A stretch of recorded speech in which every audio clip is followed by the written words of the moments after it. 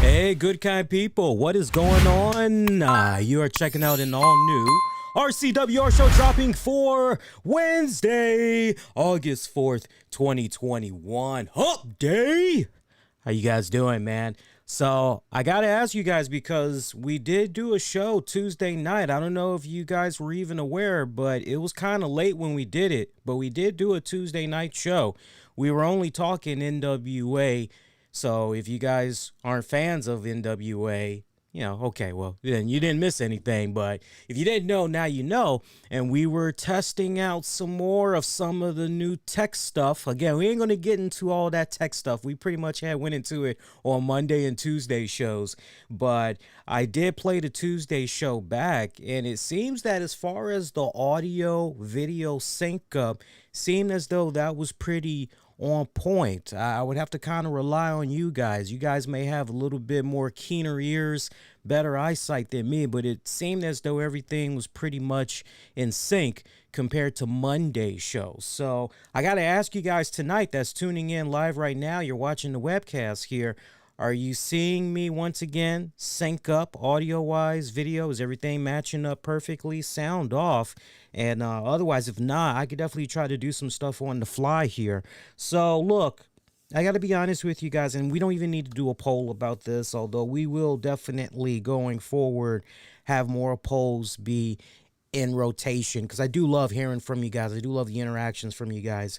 But it just felt very, is it safe to say, very underwhelming, the episode of AEW Dynamite that we had got for this week. I would say other than maybe a couple of little bright spots here and there, it was really a underwhelming episode. It was one of those episodes where if you were fighting back on the sleep, you were really refraining yourself from doing anything else but watching AEW tonight. You're probably not alone. You're probably not alone. NXT, don't even get me started on the talk of NXT, because NXT pretty much was in that same zone as well. We'll talk a lot about NXT later on, but I'm curious what you guys had thought about tonight's AEW. You could definitely sound off about this week's NXT as well. We're going to have this show be nice and sweet. Look, well aware of the comments that came about from Tony Khan concerning Max Caster of the Acclaim. We'll definitely get into that. We also got some big event news as far as how you go about how you're going to these wrestling events, sporting events, or any kind of an event where there's a big old public gathering, as we've seen some new mandates that get put into action. And you talk about the rippling effects that it's going to have, especially from a monkey see, monkey do perspective. So there's a lot that we're definitely going to be getting into on this show. By the way, a quick sidebar here. And I definitely I owe you guys a tremendous apology. On Monday's RCWR show, we were supposed to do a unveiling for you guys. And let me just slide over here real quick. And I think you guys from Monday know exactly what I'm talking about. We were supposed to do the unveiling for this Ivelisse Velez photo set. And we sadly did not, I repeat, not get around to doing it. We mentioned it on the show, but somehow we never got into it. So definitely here tonight on this episode, we are going to unbox this bad boy, and something else pretty cool that we're going to start doing going forward for you guys. I don't know. Maybe we'll see if we could do it tonight. Maybe I'll poll you guys. You just don't know. But I have, when I was doing a little bit of spring cleaning this week, I had came across so much wrestling memorabilia that I have yet to touch. Probably will never get around to touching. And as a result of that, it's not collecting dust, luckily. It's just stored away. that it makes no sense for me to continue to sit on it. So we're actually going to start giving away some really cool stuff for you guys as well. So first things first, though, we'll definitely get into this unveiling. We'll do that a little bit later on in the show. And just to make sure that I don't forget about it, we're actually just going to put this to the side where I can see it. And my mind will constantly, every time I just somewhat look on, I'll always look at it. But we'll definitely get into it. So, did you see how some of the dirt sheets tonight were trying to spread word out there that maybe Cody Rhodes was going to be retiring? Did you guys peep that out tonight? Long before Cody Rhodes had the segment that he had come about tonight, we saw a lot of websites thinking they had some type of an exclusive. Hey, apparently this had leaked from Cody Rhodes' apps. This leaked somehow from Cody Rhodes' little community. And they were acting as though this was news, right? And I read this. I don't know if you guys had peeped this out, but it had went down maybe an hour or two before Dynamite came on. And the social media coverage intensified as we went further along into Dynamite, and all the websites, all the dirt sheets, they just thought they were sitting on a gold mine here. They thought that they had came across some type of an exclusive here where, Cody Rhodes, looks like he's going to be retiring. Looks like he's leaving AEW. I'm looking at this and I'm going, okay, and you're telling me that this essentially was leaked from Cody's community board or his app or whatever? I'm going, yeah, 9 times out of 10, this was probably a leak done directly by Cody Rhodes, all in the name of getting people worked up, getting them in a frenzy, and then at the same time, trying to see if they can put even more eyeballs on the AEW product. I just quietly kicked back and I just said to myself as I was seeing all of this just grow big time on social media, there's nothing to be seen here. This is nothing furthermore than just advancing a storyline. That's what this is all about. Let's just see how this plays out. And sure enough, this was essentially a storyline there. You know, the main event match, Cody Rhodes taking on Malakai Black. What an epic entrance, by the way, for Malakai Black. I freaking dug it. I don't know how you guys dug it, but I loved it. It just had that whole, everything that you loved about the Aleister Black entrance from WWE. It just had all of those elements, but if I do dare say so myself, but even better. It was even better than what we saw of his entrance in the WWE. Loved it. You know, the match, very, very short too, mind you. Very short, very definitive as well. I mean, make no mistake about it. What we saw go down tonight between Aleister Black and did I say Aleister Black? I meant to say Malakai Black. It's going to take me a minute to get used to calling him Malakai Black, but bear with me, please. At least you guys know who I'm talking about.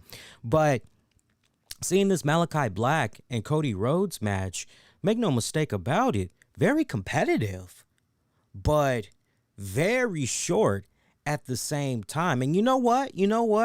I'm not going to be on here and complain, because don't take what I'm saying so far as me complaining about this matchup, because I'm not. I know there's probably going to be other people that's going to be complaining about this, but I really would be shocked to see that the amount of people complaining about this match is in droves, given how everything ended with Dynamite tonight.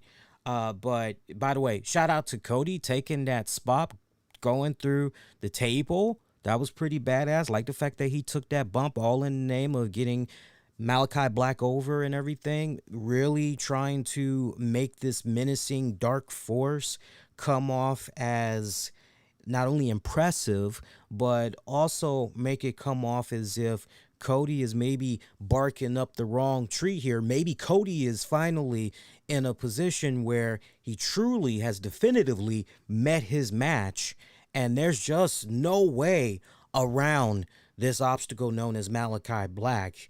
And I love the fact that Malakai Black, the way that he pretty much went into this, it was almost dominance, not from the standpoint of what we saw when Brody Lee defeated Cody Rhodes and became the TNT champion and all that. Not that kind of dominance, but dominance from maybe a psychological standpoint more, you could say, about this. These guys, if we were lucky, after the entrances, we had the brief commercial break and you come on back. If we were lucky, maybe we got about 5 minutes, if even that, of these guys doing their thing in the ring. But again, Malakai Black really dominating. And then for everything to be over and done with, Malakai Black taking that dub, walking off to the gorilla position, heading towards the back. And now you've got Cody Rhodes, who's just there in the middle of the ring. Tony Schiavone trying to go in there, get some post-match yakety yak. And Cody really taking that moment for himself to really reflect on his wrestling career, reflect on the almost 3 years that he's been doing what he's been doing there with AEW, with the Bucks, with Kenny Omega, and Tony Khan really calling it a golden opportunity. And you could feel it with the fans there at Daly's place. You could feel it from them that, we're getting ready to maybe see something kind of magical here. It looks as though maybe Cody is possibly retiring. You can feel the fans there almost kind of getting into a little bit of a frenzy. Because normally you've seen these fans in the past, when they know something's coming up, when they know possibly somebody's getting ready to retire, you usually have the chants, you have the claps, applause, all that good stuff. But in this go round, sure, you had that love and appreciation for Cody, but there was definitely a bit of frenzy that was in the air with those fans. I don't know if you guys had picked up on that. It was the type of, oh, no, please, Cody, no. It was kind of one of those type of frenzies. So to see Cody teasing the whole retirement, taking off one of his boots, trying to get ready to go in and take the other boot off. And now, look, shout out to Cody. I mean, he milked this for what it was worth. Yeah, he really, really did. He milked this for all it was worth. But then for Malakai Black to resurface and just wham, hit him from behind, laying him out. Here's what was so funny about this too, by the way. I don't know if you guys that watch Dynamite tonight kind of peeped up on this, but home in on this for a second. You know, when Malakai Black did that spot, did you notice how Malakai Black did not get unanimous boos from the crowd? Did you guys notice that? Go back and check that out. If you still got it on your DVR and all that, go back and check it out. Or if you're going to be watching it later tonight or the next day and you haven't watched it yet, just go back and check it out. There wasn't unanimous boos coming from Malakai Black for that spot. If anything, there was ovation. You could literally feel the fans, whatever was possibly about to be sucked out of their lungs, as far as, no, Cody, don't go. Please don't go. Don't go. Oh, I love you so. Please don't go. Right? Kind of one of those type of deals. But when Malakai Black did what he did, there was almost a, but general consensus, a big applause, right? So it seems for now, you're following the storyline, it seems for now that Malakai Black doing what he did to Cody Rhodes, that has put off, at least for the foreseeable future, any retirement that Cody might have had. Yeah, put that on hold because we got to get back to business here. You know what? Look, here's the other thing that I love too. Unlike in other promotions, and that's no dig, I love the fact that we had the commentators during this critical moment as we're going home here, led by JR. I love the fact that JR pretty much said, okay, well, seeing what just happened here, obviously Cody Rhodes was trying to make some type of a big announcement, and we know what it signifies when a wrestler takes one of his boots or both of his boots off. We know what this signifies, but it would appear, at least maybe perhaps for now, this whole thing about retirement may just have to be put on hold for Cody. We'll have to wait and see what happens next week here, right? So I love that. I love that. But I also got to break it down like this for you guys. I don't know if you guys also thought about it from this standpoint, but just look at it from this standpoint too, right? Cody Rhodes essentially got dominated big time there by Malakai Black. And if there was ever a time, just really stop and think about this. On the one hand, you look at this whole retirement thing and you're going, hey, this is pretty cool, this little angle that they did. Okay, nice.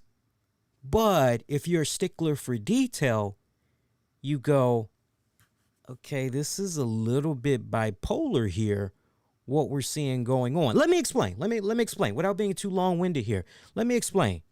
So far since Malakai and Cody have been locked horns here, any opportunity that these guys get, they're pretty much beating the crap out of each other. And for the most part, Malakai Black has been bringing the fight to Cody. Has he not? When you look at their past handful of exchanges, encounters these past few weeks, Malakai Black has been bringing it to Cody's front doorstep. You want it, baby? You got it. No. You're hungry? I will bring the food to you. You do not even need to come out. You don't need to come out. You don't need to deal with the weather. You don't need to deal with putting on clothes. I will bring the food to you. I deliver for you. That's what Malakai Black has been doing for Cody. And these ass whoopings that he's been dishing out like Pez candy, I don't know about you guys, but after a while, somebody's been pretty much, every time they see me, beating the shit out of me. I don't know about you guys, but after about 2-3 times, I'm definitely going to be so freaking fed up that I'm going to say, okay, you know what?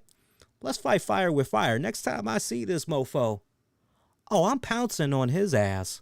I'm getting on his ass like a fat kid loves chocolate candy. I got his ass. I got something for him.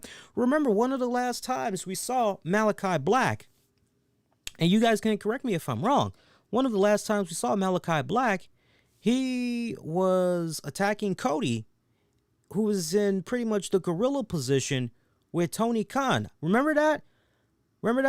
Tony Khan and Cody, they were sitting next to each other. Somebody was going in there to interview Cody about something, and all of a sudden, wham, you saw a big old boot in the face of Cody. And you're going, damn. And the guys were just beating the crap out of each other. So now that you've got that in the back of your head, these guys have been, Malakai has been bringing it to Cody these past couple of weeks. What the hell's going on here? And now everything culminates in these two finally locking up in the ring for the very first time. Black getting the best of Cody. And rather than seeing an unhinged Cody, rather than seeing a unchained Cody that just freaking loses it and taps into that touch of evil and gets wicked on Malakai Black's ass, we see a Cody that essentially, I got my ass whooped here, and boy, I tell you, I guess now's a really good time to retire. Now you see what I'm saying when I mention, okay, look, you could make an argument the angle we got tonight was kind of good, but it was also kind of bipolar-ish at the same time. No disrespect, by the way, but you get what I mean.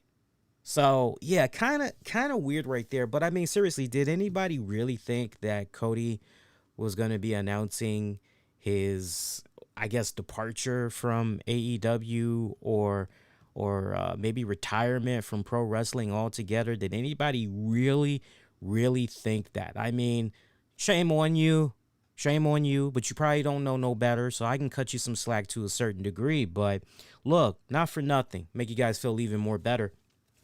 Or better, because there's really no such thing, as my English teacher likes to say, more and better No, those don't belong in the same sentence. You either gotta just say better or yeah. Anyway, you guys get it. That's a little English joke there for you guys.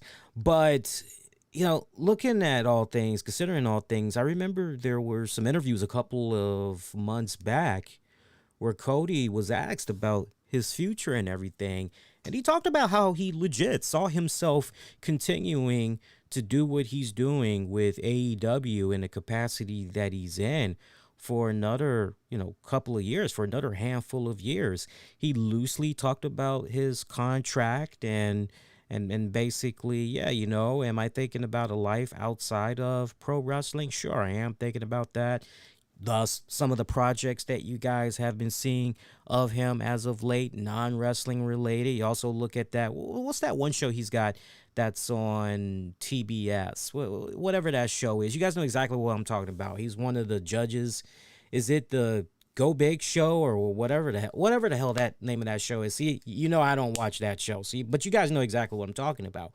But yeah, just seeing that leak that came about tonight, never once did I think, okay, this is, for me, it just really, when I first heard about it, we're feeding a storyline here. We're feeding some type of a narrative here. So and it played out beautifully the way that it honestly should have played out. So we're continuing on to see Malakai and Cody go at it here. And I'm here for the ride. Seriously, my seatbelt is on.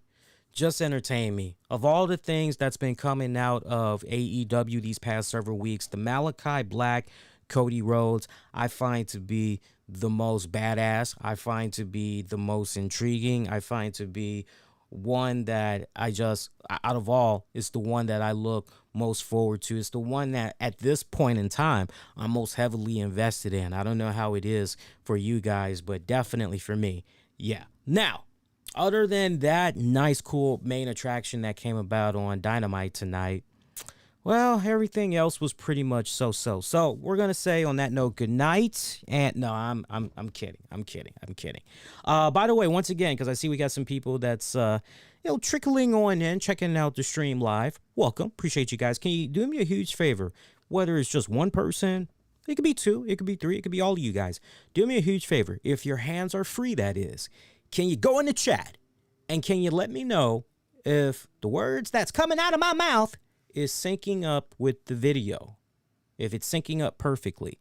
If it's not syncing up perfectly, I need to know so that I can try to maybe do something off the fly for you guys as we're continuing on with the show. Otherwise, if you're remaining silent, I'm assuming that we're good, but it would still be nice to know. So if you can maybe just, you don't even have to type a long ass joint. You can just throw up an emoji thumbs up, letting me know everything is on point so far.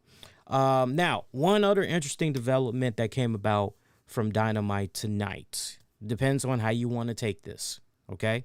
Layla Hirsch had faced the Bunny, and the winner of this would become the new #1 contender for the NWA Women's Championship. This would mean that they would go on to the NWA Empower pay-per-view event, and they will face Camille for a shot at her NWA Women's Championship. Okay. So, and also look, while we're talking about NWA, by the way, also big piece of news. This news broke earlier today, and we were talking about all things NWA on Tuesday, but the news didn't happen then. The news actually happened today. Mickie James had announced another participant that's going to be going into the Empower event there. Chelsea Green. Chelsea Green is going to be involved. So I got to tell you, when I was doing my NWA Power little private hangout stream with a couple of my Discord buddies, and shout out to them. They all know exactly who they are. By the way, I do want to take this time out to extend a extra heartfelt shout out to one of the Discord members in Slave Cheeks. I want to give him special thoughts and prayers, as he had found out earlier today, and just so traumatic when you hear this, but his brother had passed away. His older brother, if I'm not mistaken, had passed away earlier today, and Slave Cheeks actually was the one, one of the first early on, before ambulances were called and all of that, paramedics and all that were called. He actually came across the body. And it was so weird because his brother was complaining, I believe, of some type of leg pain, and he just pretty much brushed it off or whatever. And then, if not the day before, a couple of days prior, the brother had some type of a nosebleed. And, normally you're kind of like, has that ever happened to you before? Do you normally get nosebleeds? No. Oh, wow. Well, then you should really get that checked out. But the brother decided, nah, you know what? It's all good. I'm not going to get it checked out. So you could make an argument that there were some warning signs that were there that, hey, don't be stubborn. Listen to your body here. Go get checked out. Make sure nothing crazy is happening here. But he ignored all of those signs, and sadly, he came to expire. So, yeah. And for Slave, this was something that just totally took him by surprise, because mentally and physically, what he was prepared for, I believe it might have been his uncle or grandfather. I've got to circle back and see exactly what he had said. But there's another relative that he was expecting that, okay, yeah, they're going to pass pretty much any day now because they have Parkinson's, and it's really, really an accelerated version of Parkinson's. And so he's already prepared to. So for that passing to just come out of nowhere, definitely, once again, Slave, with you. Not too many people I mess with on the Discord servers, especially those that I'm a moderator of. But Slave is really cool people. So, forgive me for spending just a little bit of time there recognizing, one of the Discord members. But you know what? As I always say on this show, because I know for some people, all they care about is just the talk of wrestling and all that other shit. And I know there's a majority of you guys that appreciate the fact that we go a little bit all over the place. As I've been telling you guys since 2011, there's more to life than just wrestling. Sometimes you got to talk about real shit. You got to talk about real life that's going on and everything. And, it just doesn't make any sense to me. I can come on here on this show and I could tell you guys about sometimes some personal stuff that's going on in my life, especially on our Patreon shows.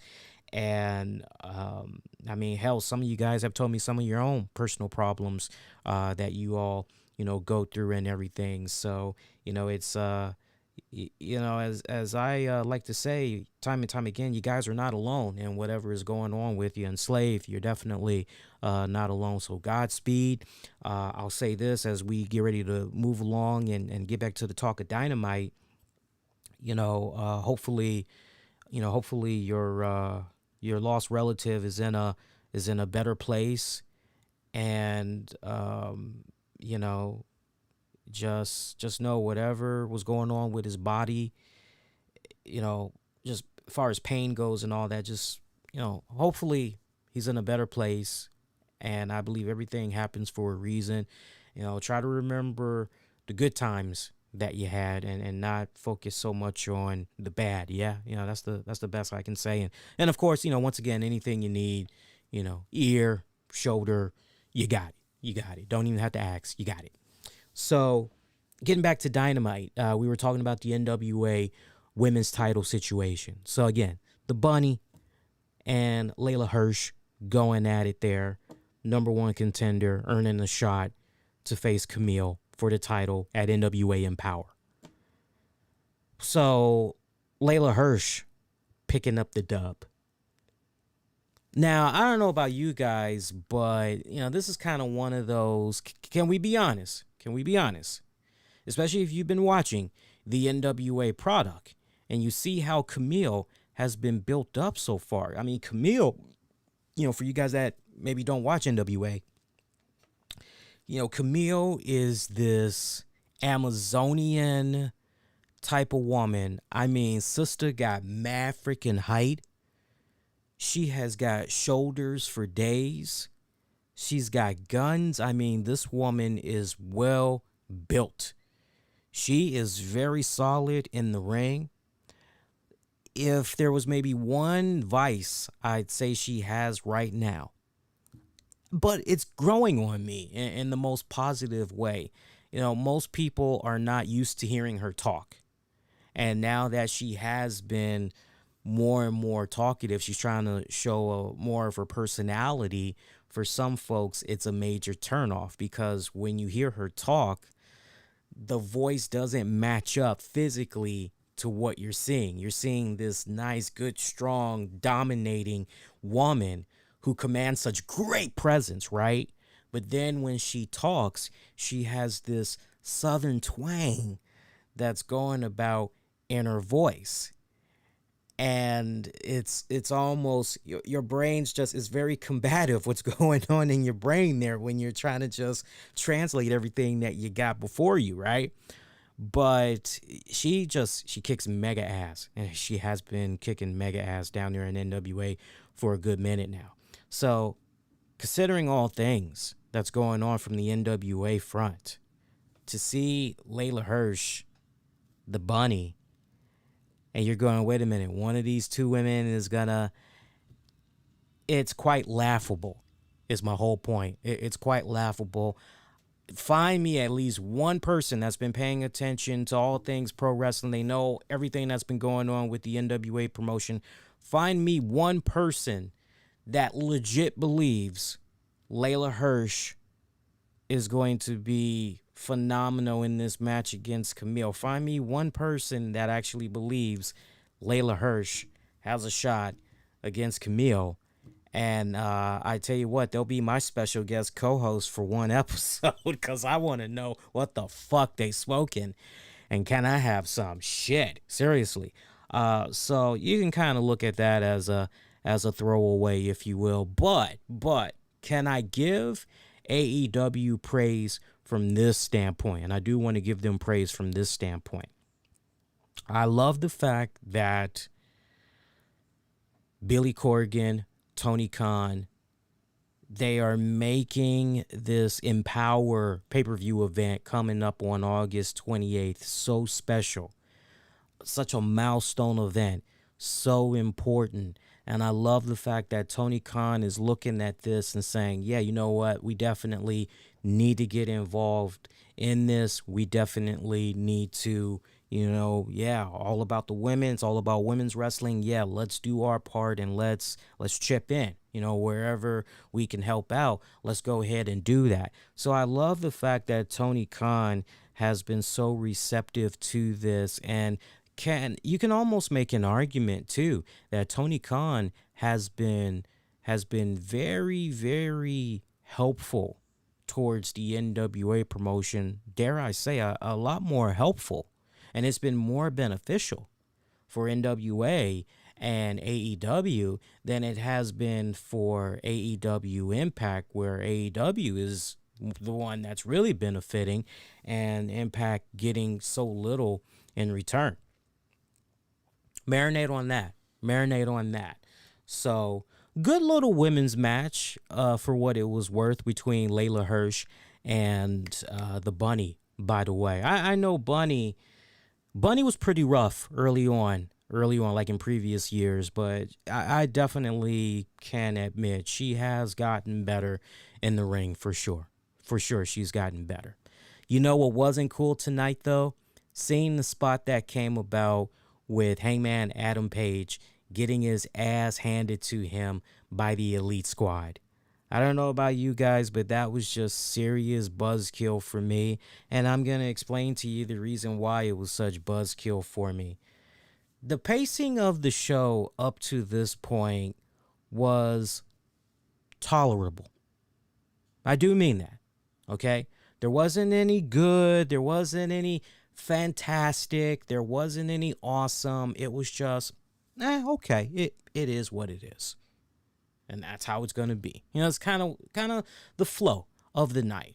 But when you get to this particular part where you're seeing Heyman Adam Page trying to be that man's man. And, I'm a big John Wayne fan. So I love the fact that Heyman Adam Page went out there like a man by himself as he told members of the Dark Order, hey, look, man, I'm really beating myself up for what had went down last week.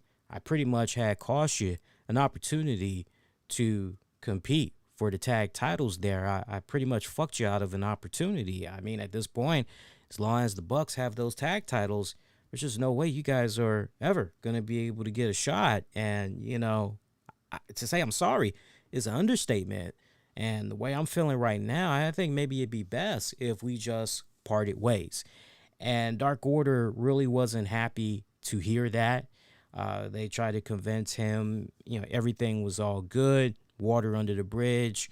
What matters is their friendship. The friendship is actually what's more important than anything else. But Page wasn't having any of that. He really wanted to just separate ties. He goes his way. Dark Order goes their way. So Dark Order pretty heartbroken about that, as later on in the night we see Heyman Adam Page, who pretty much calls out the Elite. Well, not really. He's beginning to cut a promo and then he got interrupted, but still, he was handling his business like John Wayne. It's like whatever happens, happens. I'm here. I'm not hiding behind anybody else. And Kenny Omega and crew, they went into the ring. Omega having a few words.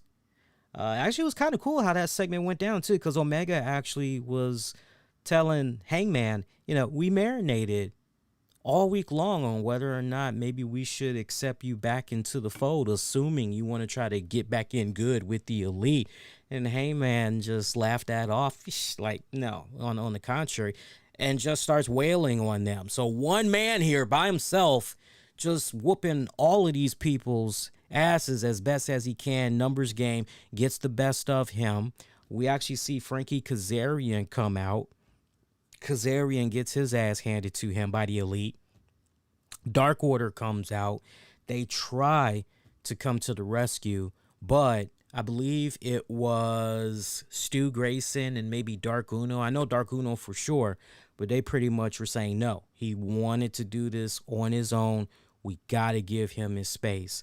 Now look, I was on this show a couple of weeks ago, and I talked about the fact that, okay, look, if Hangman Page is going to be coming after the Hangman here for the AEW Championship, hey, on the one hand, that's kind of cool that we've got the Dark Order having his back and essentially balancing all things out here with the Elite.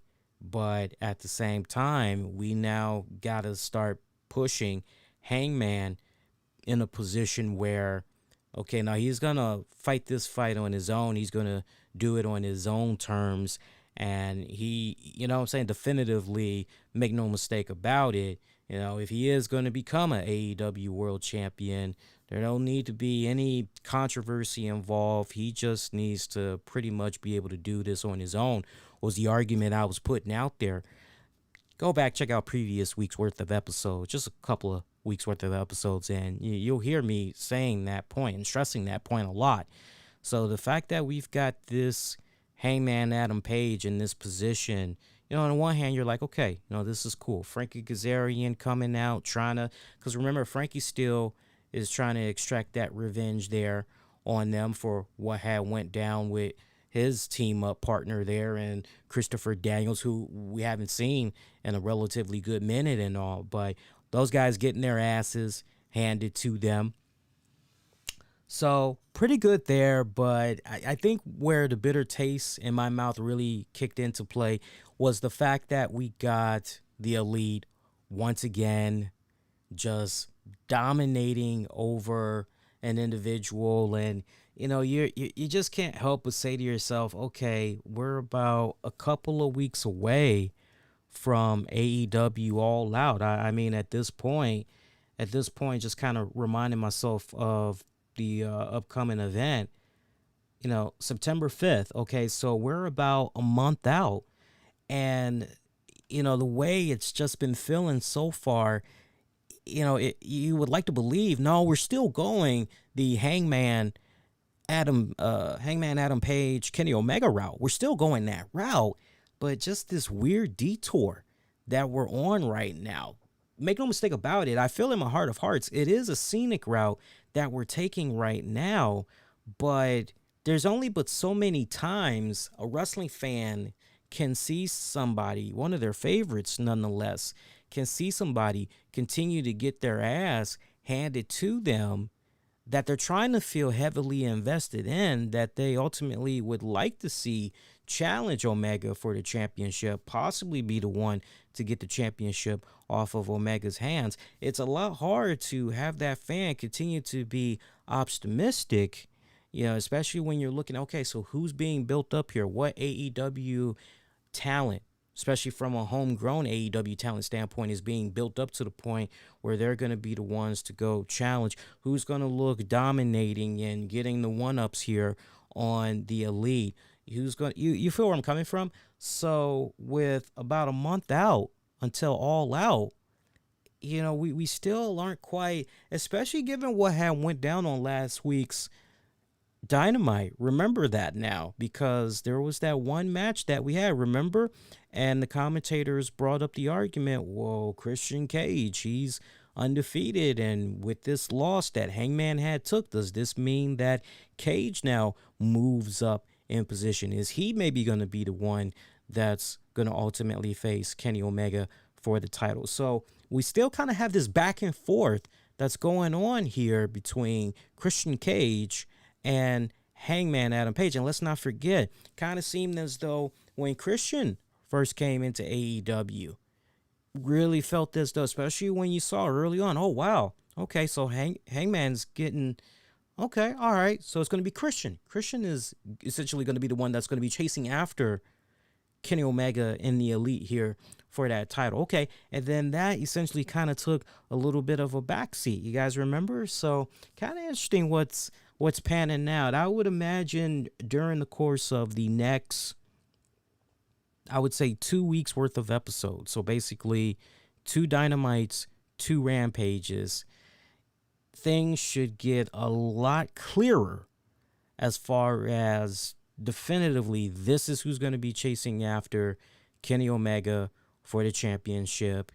And I think we all could be in agreement. Just the ridiculous numbers game that just continues to happen on a week in, week out basis with the Elite. And it's just getting tiring. It really, really is. And you just like to believe in the storyline. Okay, what, nobody's been watching these guys' matches, those, especially those that's been getting their asses handed to them, and they got to face them again. Nobody has the common sense to, okay, yeah, we know how we need to counter this bullshit.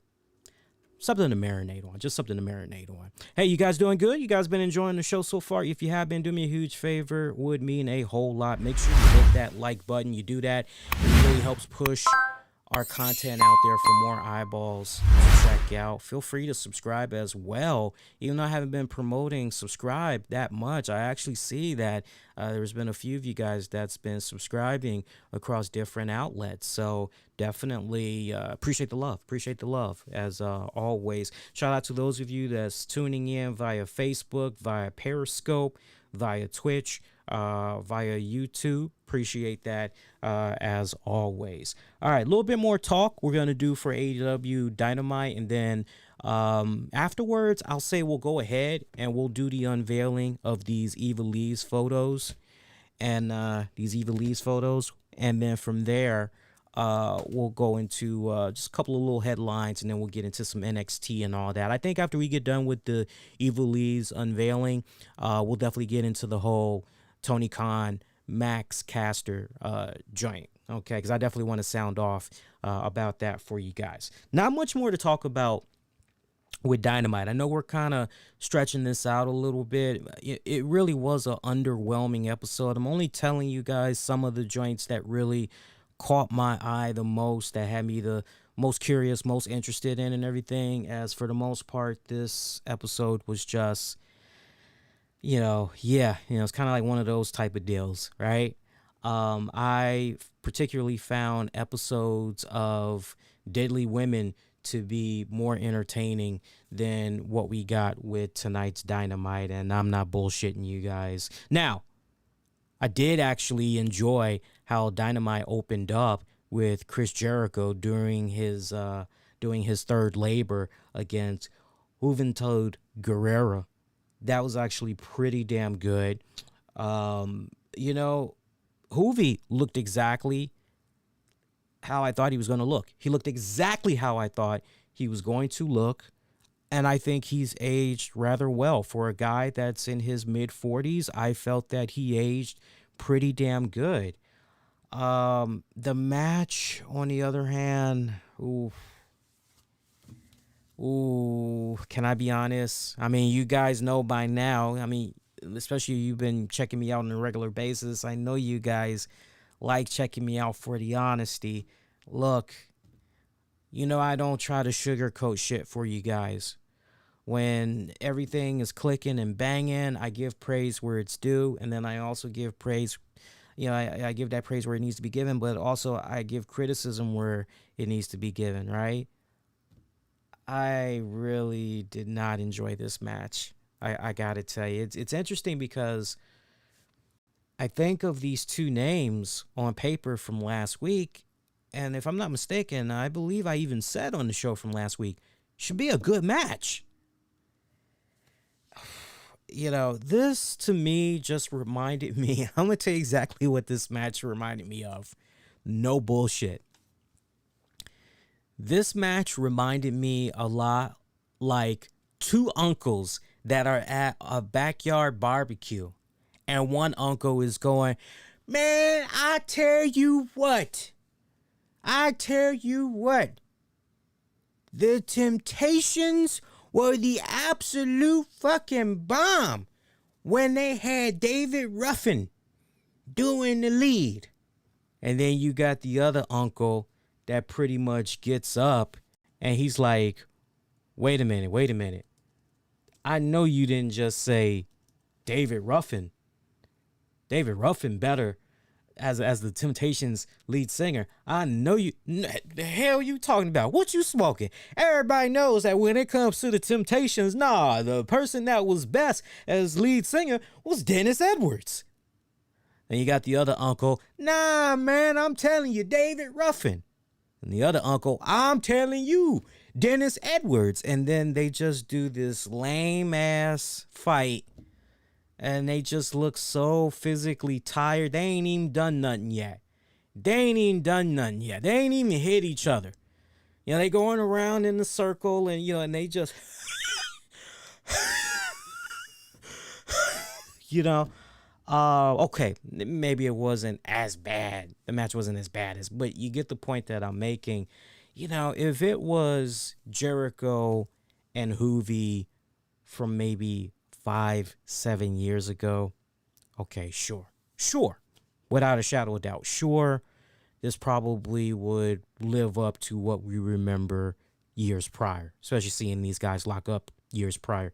It would probably live up to, but yeah, this was just, it was pretty rough to watch, I gotta say. And look, this isn't me, a AEW hater or anything like that. Huge Chris Jericho fan. I appreciate all the contributions that he's made to the business. I tremendously do. But putting all that to the side, for me to see Jericho in this position where, you know, it's just, we don't need to do this. You know, like, you know, you hear the whole concept about these labors and you hear the stipulations for each of them, you know, and this one, remember the stipulation for this one, not only did Jericho have to face Juvi, but remember how he was supposed to pick up the dub in this one. The dub would come in the form of doing a high risk maneuver from the top rope. That's pretty much how he would win. So pretty much that high-risk maneuver that he did off the top rope would have to secure him the dub. That's like the only way he was going to be able to win. Remember, we had a nice little fun analogy about what some of these labors were reminding me of, and it was basically kind of like one of those check-off lists from the previous WWE 2K games, right? Mission failed, you know, or story campaign failed because you didn't do X amount of signature moves within the time span needed besides also picking up the dub, right? And it was kind of one of those type of deals. So for me, if you ask me, you really want to get down to the heart of the matter, in case that Temptations analogy wasn't, it went over you guys' head and you're kind of like, so what are you really saying about this match, Lee? From a physical standpoint, what were you really saying? Physically, I mean, look, obviously, Hoovy, Jericho, they aren't the guys that most of us hardcore fans remember from seeing them in WCW. Okay, all right, fine. But putting that to the side, we should still be able to go in there and tell a good riveting story. We should still be able to go in there with these two great respective veterans, and they should be able to still deliver to some degree. And as far as I'm concerned, from a scale of 1 to 10, 1 being shit, 10 being awesome sauce, I would give what I saw of these two guys tonight, I would give it a respected 5 out of 10. I can't go higher. Absolutely. I cannot go higher. I will not go any lower. 5 out of 10 for what I had saw tonight. Now, if there was one cool thing that I enjoyed the most about this match, honestly, the Judas effect from the top rope. To each its own. For me, I'm not really a fan of the Judas effect, but the Judas effect from the top rope, I am a fan of that. I did think what he did tonight to Hoovy was pretty badass. Now, Jericho, of course, picking up the dub. Now he goes into his fourth labor. And for this one, let me actually go to my notes on this one, because I know one of... I think I'm remembering it right. I believe he's going to have to face Wardlow, because post-match, Wardlow just came out of nowhere and destroyed the hell out of Jericho, and MJF had picked up a microphone. By the way, did you guys that watch AEW, did you peep out the fan that had the AEW sign for "We Want AEW Ice Cream Bars"? Oh, yeah, people. It actually went down. Yeah, there were actually 2 signs that really caught my eye and had me chuckling big time tonight. The first sign was the AEW sign for, "We Want AEW Ice Cream Bars." That literally had me chuckling. I enjoyed that one. But the other one that really tickled me silly was R.I.P. Lee Johnson, because Lee Johnson was taking on Miro for the TNT Championship. We'll talk just a brief minute about that. But yeah, that don't even get me. See, I'm laughing just thinking about that one. But no, let's look at the stipulation for that next matchup that's supposed to happen for Jericho. But if I remember it right, I believe MJF I believe MJF is supposed to be a special referee. I believe he's supposed to be a special referee for the match Jericho is going to be having against Wardlow. So if you guys can bear with me a quick second here, because I actually wrote down my notes here. Let's see.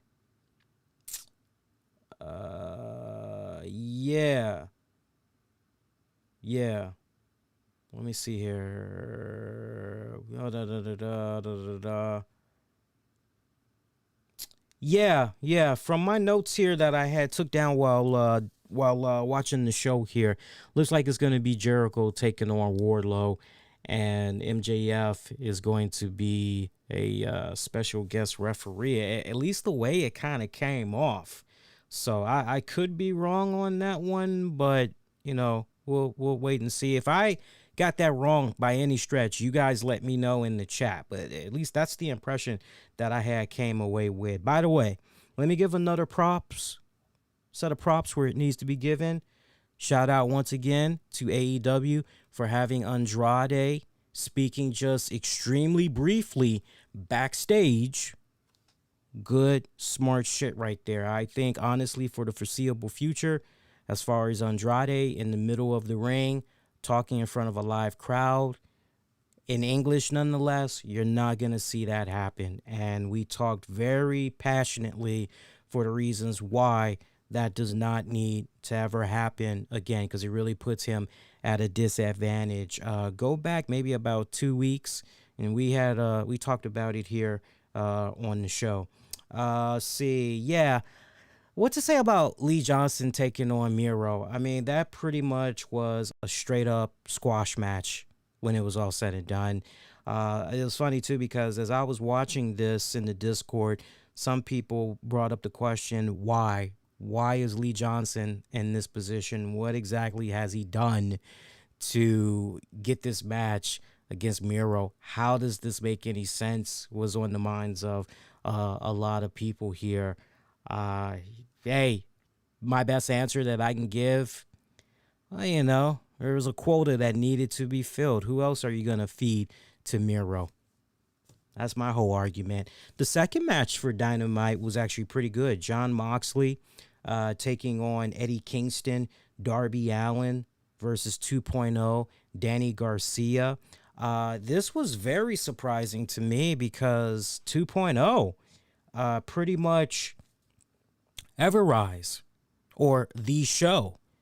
Yeah, the guys that were known as Everrise in NXT, and I've actually been following them on their YouTube channel and all that. They do some pretty entertaining stuff and all that. But yeah, they are now with AEW. So good for them. Good for them. We'll see what becomes of them in AEW, but good for them that they were able to rebound so quickly. They seem to click pretty damn well against Jon Moxley, Eddie Kingston, and Darby Allin, So that legit, I actually got a smile on my face seeing 2.0. Look, to each its own. Some elements, what I saw of 2.0, they reminded me of early incarnations of Edge and Christian, Breezango. And I think you guys know exactly what I'm talking about. No, I don't mean as far as in the ring goes. I'm not talking about in-ring performance. Don't overanalyze on what I just said. But now that I've stressed that, I think you guys know exactly what I'm talking about. So, I just hope that they can, get the most out of this new lease of wrestling life that they have in AEW. Honestly. Team of Moxley, Eddie, Darby going over. It was a cute little squash match when it was all said and done. I mean, I like the fact that, pretty much we gave the jobber guys a little bit of a backstory here, but it was what it was.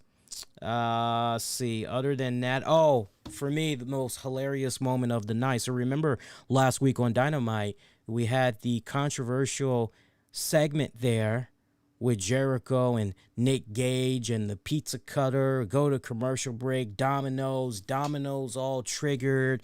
Oh, we never want to have anything to do with AEW. And of course, they're mouthing off the TNT and everything. So you notice tonight, no Domino's ads were on Dynamite tonight. Now, look, if you live in New York, or you live in California, or you live in Canada, look, your joints might have been different. I'm only telling you how it was from over here in the United States on the East Coast, as far as being in the DC, Maryland, Virginia area. There were no sign of Domino's commercials while AEW was on tonight. If you guys got Domino's commercials while Dynamite was on, let me know, but then follow it up with, where you're from. I don't need to know your exact zip code. You could just say, hey, I'm in British Columbia, and, when I was watching Dynamite, on my network, no, we actually did get Domino's ads, or, you can do it just like that. I'm curious, because I'm curious if you guys had got Domino's ads. But here's why I'm going on and on and on about this, because this was hilarious. So, one of the last ads we get is a Papa John's commercial. Then you got Shaquille O'Neal. You guys know the Papa John's commercial. Shaquille O'Neal, he's got his own little version of the Papa John's pizza with the stuffed crust, and he's just epic stuffed crust, and he's just all, you know, in the air looking all happy and shit, right? But as soon as we get done showing that commercial, we go right to freaking Dynamite. And I just thought, wow, what a smooth transition. But wait, it gets even more funnier. We see the Elite that's near a basketball hoop. And they're just taking turns shooting the basketball. And you're going, oh, this is on purpose. This is a nice little dig at Domino's. Like, you see this a mile away. It's a nice dig at Domino's. But wait, it gets even better. Because you look at big old LG, Luke Gallows, and Luke is wearing a Ric Flair inspired robe. All right. And as we all know, Ric Flair, he said, hey, yo, I want out of WWE. What's up? And he got his release. Now, officially, because we talked about it on Monday's RCWR show along with the release of Bray Wyatt. So you guys got to forgive me if we don't talk about that tonight, because we talked about it at great length on Monday's show. If you actually go on the YouTube channel, youtube.com/the RCWR show, and you check out Monday's episode, I actually put timestamps so you guys can easily just go and listen to those respected segments. But I love the fact that Big LG was wearing a Ric Flair robe, and you can kind of look at that and say, okay, are they sparking rumors here? Or are they trying to let us know that maybe Ric Flair is eventually going to be doing something here in AEW? Is something eventually, going to be going down here? I love that. And this was pretty much the setup. That the Elite did, where they sent a message to the Dark Order. And their message to the Dark Order was, if you guys want a shot at the TNT tag titles, then you got it next week. But then Nick had brought up an interesting question, which was, okay, well, considering what all is happening in AEW right now, is this even really a tag division? Like that was his question. Is there anybody else that they can face in the division respectfully? So as far as they're concerned, there's really nobody left. They've proven that they are, one of the best elite groups as far as, collecting world championship belts and all that. So, but it looks like Dark Order gets a shot next week for those, AEW tag titles. So we'll see what happens with that. That pretty much was the respected setup. I got to make sure we bring up that particular segment, because that pretty much was the setup for ultimately Omega and Hangman having their confrontation and everything. So, kind of interesting when you think about it, because Dark Order had came to the scene, and I see now you just can't help but bring up the question, which is, well, if Heyman would have just shut up to see how things would have played out there with Dark Order and everything, would he had still been so quick and adamant to say to the Dark Order, you go your way, I go my way? Man, I feel so bad because I cost you guys an opportunity for the tag belts, but now considering how things have panned out, you understand what I'm saying? So you can't help but wonder, would Heyman been so... no, we need to be done with each other, right? Or would he just, oh, hey, you guys got another shot at the tag title. It was cool. Well, look, I'm going to make sure I hang back on this one. I don't want to cost you guys another opportunity. Just kind of something to marinate on. I don't know you guys are really thinking like that, but that's just something to kind of marinate on. Quick notes, Christian Cage took on the Blade, defeated the Blade. Blade, I got to give him a lot of props, showing a lot of good consistency in the ring. Really, really growing on me. Let's see. Oh, yeah, Britt Baker. Britt Baker had a segment. It was a talking segment. Red Velvet came out, interrupted. She pretty much wants to know, basically, what a sister got to do to, get some opportunities around here, basically. So Britt Baker, and keep in mind, in regards to Red Velvet, Red Velvet is now, check this out, 22-4. Them ain't measurements I'm talking about, folks. 22 wins, 4 defeats, with 7 straight wins. And she says to Britt Baker, I did not have to cheat to win either. And she's wondering what's going on with her. Where's her love? So Britt Baker is giving Red Velvet an opportunity at her AEW Women's Championship. She's getting a title shot on the premiere episode of AEW Rampage next Friday. So going to see how that plays out. By the way, keep your fingers crossed for me and wish me good luck, because I actually had received a private message from somebody. I won't say who, but I had received a private message from somebody, and they were like, look, would you be interested in possibly working with a wrestling website again? And I said, it really depends. Who is it? And my friend told me who it would potentially be for. And I said, okay, I'm continuing to listen. Tell me some more. And they gave me a little bit more info. And I said, okay, I'm all ears. What's up? So they gave me some contact info. And they pretty much were like, look, go ahead, see what happens here. So I'm not saying this to get you guys hopes all high and up there. But, it's possible your man may be doing some stuff on a very limited basis. I'll keep you guys posted. I pretty much had gave these people my resume. I gave them samples of my work. So we'll pretty much see what happens from there, But definitely, you can just, I ain't saying say a Hail Mary for me or anything like that, but just keep your fingers crossed for me. I'd appreciate that.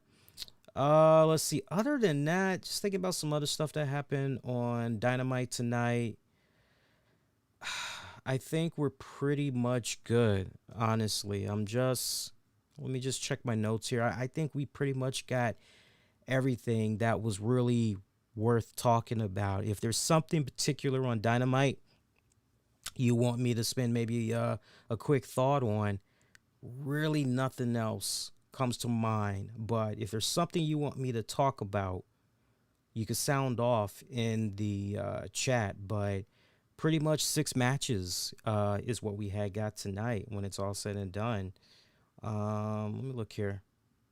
I'm just skimming my notes real quick, and yeah. I mean, we pretty much covered everything. Andrade beating the crap out of Fuego del Sol. So there's your kind of instant Acme feud that you got going on there. But yeah, that's pretty much it. So I mean, a so-so episode of AEW Dynamite for this week. Noble. Can't wait to see how they do numbers wise. I know last week they crushed it. They had got another 1 million and something. So pretty damn impressive. But I mean, for me, now that this was just a regular themed episode, I don't know. Maybe 930,000. That's kind of what I'm thinking. Maybe about 930,000. We'll wait and see. But yeah, so we'll talk NXT in a little bit. After we get done doing this unveiling, we're definitely going to talk about the Tony Khan, Max Caster situation. So you guys definitely want to stick around for that. And yeah, you guys haven't switched back to that camera for a second here. I'll go back to the other camera in a hot second here. All right. So I say let's go ahead and let's get into this. Let's see what we got in here. Again, this is from Ivelisse Velez, and I'm most curious what we got here. So she's been doing this. She's seen the popularity of this, and she's been doing it a lot more. So mad props to her for that. But basically what she's doing is she's going on her social media pages, and she's telling folks, look, I'm doing a cool rare deal here where for $20, you guys can get 2 autographed photos from me. At random, I'm picking the photos that I'll send to you. Just let me do all the work. And she's doing 2 autographed photos for $20. I mean, that's a pretty sweet deal, right? 2 photos for $20.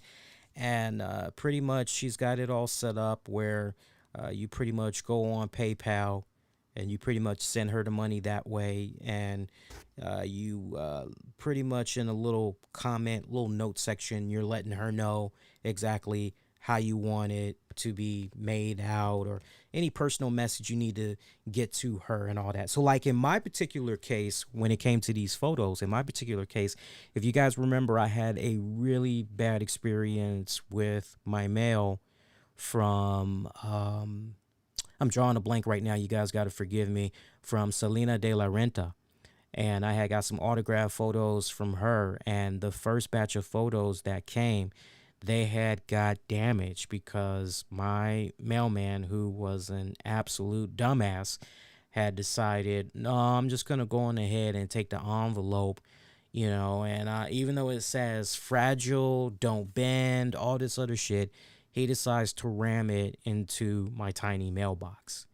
So I actually have filed a complaint with the post office and everything. And I told Selena about what had happened.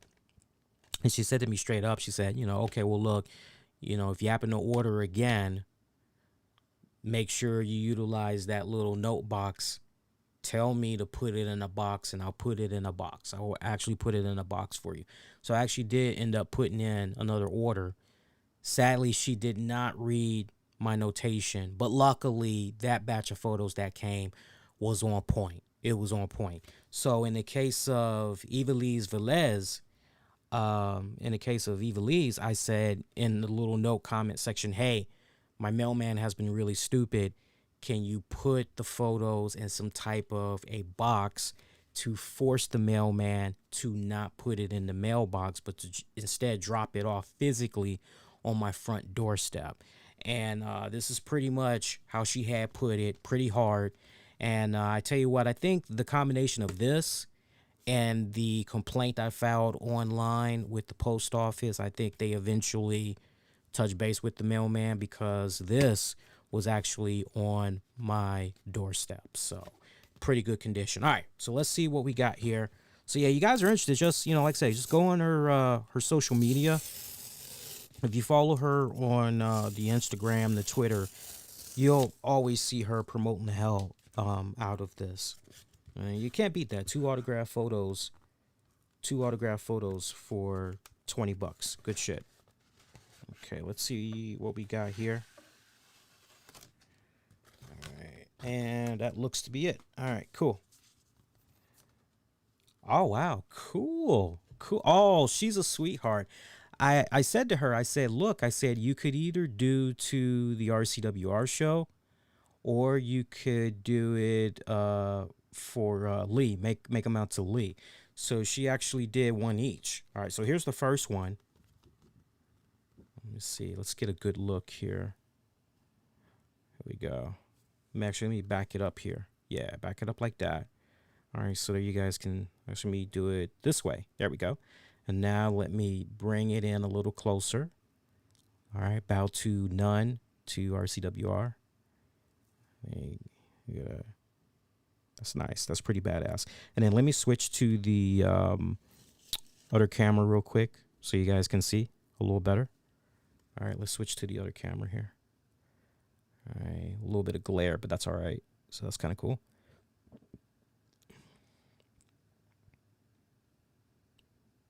That's badass. That's badass. All right, now here's the other one that she made out to Lee. A little glare again. There we go. So that's awesome. That's awesome. Nice. Very nice. Just home in on that for a bit. Okay. And then let me switch back to the other camera. Okay. One more time. A little far away shot. There we go. Yep, there we go. That's a lot better. It's a lot better. Awesome. Awesome. Excellent condition. They came in excellent condition. Badass. That is badass.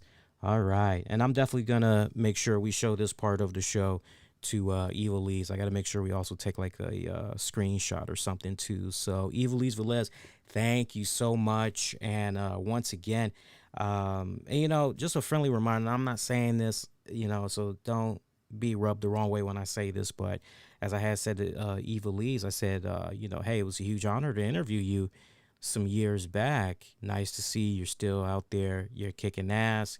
Keep doing you. You know, fuck the haters. You know, that was pretty much my message to her.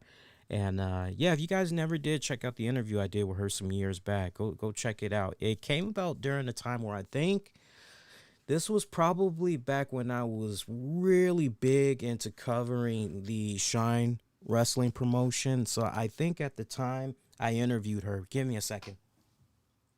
So I think at the time when I interviewed her, there was a Shine wrestling pay-per-view that was coming up, and yeah, so that's how it had pretty much came about and all that. But yeah, I've been and that, wow, I can't even begin to tell you what year that was too. I think that might have been around 2014, maybe 2015. So yeah, some years back. So great shit right there. So if you got a little money to burn, you want to represent some of your favorite wrestlers, definitely take advantage of her deal when you see it. Again, 2 autograph photos. She picks the photos at random for $20. You can't beat that. So where this is going to go, I mean, as you guys can kind of see here, let me move my hand more this way. You know, as you guys can kind of see, you know, right above my hand here, you know, my wall, you know, it's building up pretty damn good here, you know. So you can't see her, but you see where my middle finger is, you know, that's Melina right up under my middle finger. And you guys can't see it, but right next to Melina is a photo of Selena De La Renta. So for those of you that might be a little bit curious, okay, so does this mean you got some space already, or are you getting ready to start another section? I'm actually going to be starting another section. I'm probably most likely going to try to do something with this space that you see up here. I'm probably going to try to do something with all of that space, have a whole row of frames go through there before I officially move on more to the other side. There's actually, you can't see it, but the photos extend even more. I mean, I almost got, at this point, I almost got this whole wall covered up. The whole wall is almost covered up. The that wide angle doesn't really do it justice. It really doesn't. But you know, one day I'll show you guys how it's looking, give you guys a better view. All right, so Tony Khan, Max Caster. Let's talk about this a bit, okay? I saw all the comments that were coming about from people on social media in regards to this, you know, and that's great that everybody was like, oh, that's disgusting, that's foul, that's this, that's that. That's great. But I didn't really see anything in the form of, okay, what steps should Tony Khan, AEW, take to ensure that something like this doesn't happen again? How can we make sure that from a enlightenment standpoint, something like this does not happen again? Something that is so insensitive. How do we make sure that something like this does not happen again? Okay, so on AEW Dark, Max Caster of the Acclaimed came out, cut his usual promo. You know, his favorite little promos. You know, he's pretty much just whatever comes to mind usually with his promos. But this promo had went a bit below the belt. He mocked Simone Biles for her you know, her mental, you know, what do we even call that? Her mental breakdown, I think is what you call it. Her mental breakdown. Made fun of her and her mental case situation. Somehow in his promo, bringing up the Duke lacrosse rape team, referencing Julia Hart's vagina as smelling bad. I mean, it was just one of the most awkward promos I've ever seen in recent time. It really, really was. And I'm not just saying that. I'm not saying that. I've seen my fair share of promos over the years. And look, everybody that had something to say about this, I totally get where everybody's position was. Because the majority of folks were not feeling this. This was not a case where individuals were being too insensitive. No, no, not at all. Not at all. I did see a few people that actually tried to defend Max Caster's promo. I don't know if they were coming in this direction just to kind of make themselves look cool or what, but their existence on social media did not last that long. Let me put it to you that way. Okay, their existence did not last that long. But look, for me personally, seeing what Max Caster had said, you know, one thing that I just felt was kind of whoa, whoa, whoa, whoa, whoa, whoa, whoa, whoa, whoa. You know, we're talking about a teenage girl's vagina. Now, you can tell me that she's legal to drive, you know, she's legal to vote. You can hit me up with all of that bullshit all you want. But a teenager is a teenager, as far as I'm concerned. Okay? So, yeah, no. 19 years old, and we're going to talk about a teenage girl's vagina and how it smells. And no, I don't give a fuck if her vagina even smells like roses. We're not touching that. We're not going there. No. And Max Caster is in his early 30s. Okay? Max Caster is in his early 30s. And this is what he had to say towards a young girl. No, not going there. No. If you want to maybe go there with, maybe a Brandy Rhodes, you want to go there with a Velvet Sky, you want to go there with a Lita, you want to go there with a Trish Stratus, you want to go there with a Sable, you get the point. All those women, what they have in common, way past 21, you know, middle-aged women, basically. You want to go have fun. Have fun. 32-year-old referencing a 19-year-old's private parts? No. Fuck no. So that's strike one for me. Strike two. Bringing up a very difficult period in history when it came to that whole Duke Lacrosse rape. Now, for those of you younger listeners, or maybe if you've been under a rock, I'm definitely telling you right now, you need to Google it. But from what I remember of the whole Duke Lacrosse, rape thing that had came about, you know, basically you had, you know, and it was basically dubbed the Duke Lacrosse scandal. That's basically how it was dubbed. You know, the Duke Lacrosse scandal, you know, I've seen quite a few documentaries about this over the years. This basically had went down in the early to mid 2000s. We're talking about around 2005, 2006-ish is when it went down. And it happened in North Carolina. And this basically had involved multiple students of Duke University's men's lacrosse team that were all white that were accused of rape. The students in question, there were basically like three of them. They were accused of raping a black woman who was a student not at Duke, but she was a student at some other university.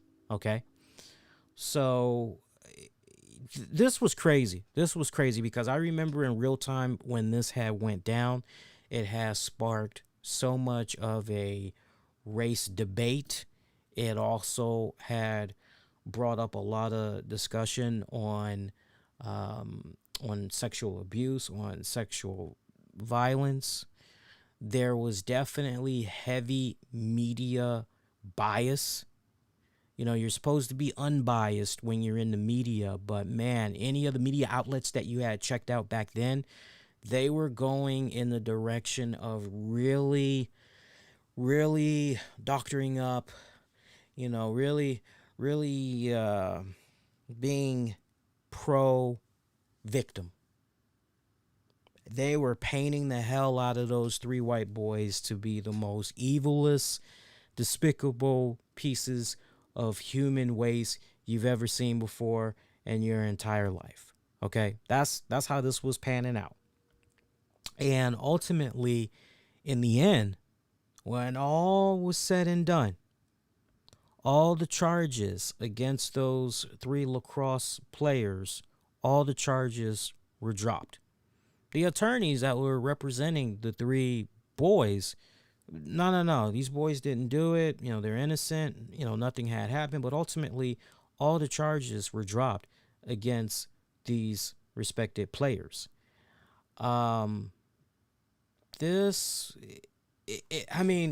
It gets so much weirder, though. It gets so much weirder because in the process of all of this, one of the prosecutors who was dubbed as a rogue prosecutor, this prosecutor ultimately had the North Carolina State Bar come after him for ethic charges. And ultimately, that prosecutor was disbarred. So he might be able to practice in another state, but as far as the North Carolina is concerned, he can never practice law in North Carolina, never again.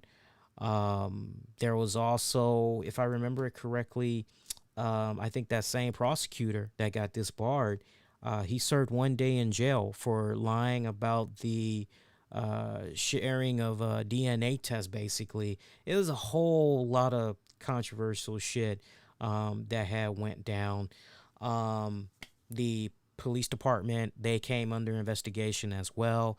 So, I mean, there are just so many, you know, the boys ultimately had filed charges for unspecified damages against the county. And, I mean, it was just a whole bunch of crazy shit. Okay? And man, you did not really want to be a guy back then talking about that Duke lacrosse. You really did not, because you had to choose your words very carefully. This was kind of one of those, if you're not supporting the women of sexual abuse, shut the fuck up. Even if you think that, wait a minute, there's something about this story that isn't quite with this sister. I don't know. I think she's kind of bull. Shut the fuck up. Shut the fuck up, because you're going to have a bunch of people that's going to come after you with pitchforks. Just, you ain't got a vagina. Shut up.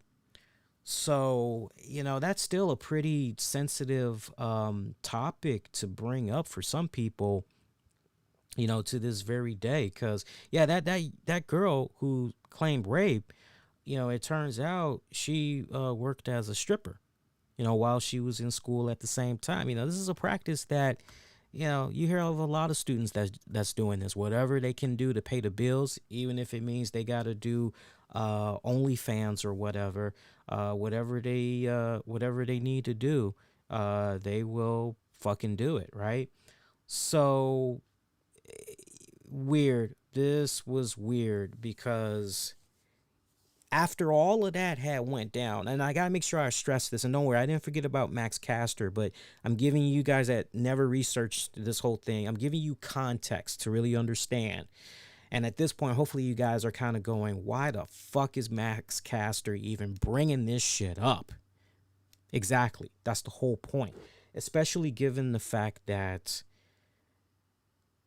you know, you had all of that controversial shit that went down. And it, you know, essentially this sister got caught up in a lie.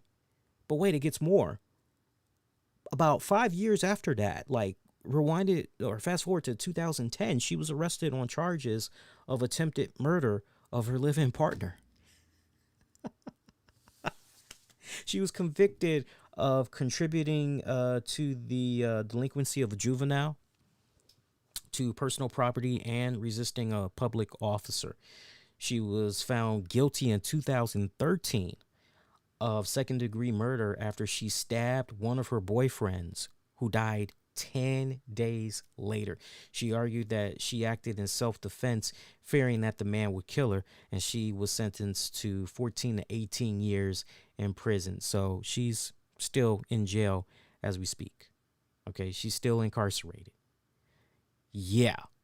And Max Caster decided he was gonna bring that up, and no, strike two. Leave that the fuck alone. Okay? Just leave that the fuck alone. Leave it alone. All right? Number 3, you bring up Simone Biles. This young girl, you know, and me and Tammy, the wifey, we talked about this on Wrestling with the Topics from over the weekend. You know, we talked about this passionately, and look, we all have our own levels of anxiety. We all have our own levels of mental breakdowns. We all have those moments where, wait a minute, man, I just need to take a step back. I'm just not in the right headspace today. I really can't do this. I really can't. And Tams brought up a really good point, which was, okay, well, when one is feeling like that, the last thing you want to be doing is putting yourself in a position where not only could you be risking serious harm to yourself, but you could also risk serious harm to your friends, your family. If you're playing some type of a sport, you risk putting your teammates at risk. You know, no, your own mental health and well-being, that comes before any and everything else. And you saw how most people on social media were being very supportive towards Simone. You saw that.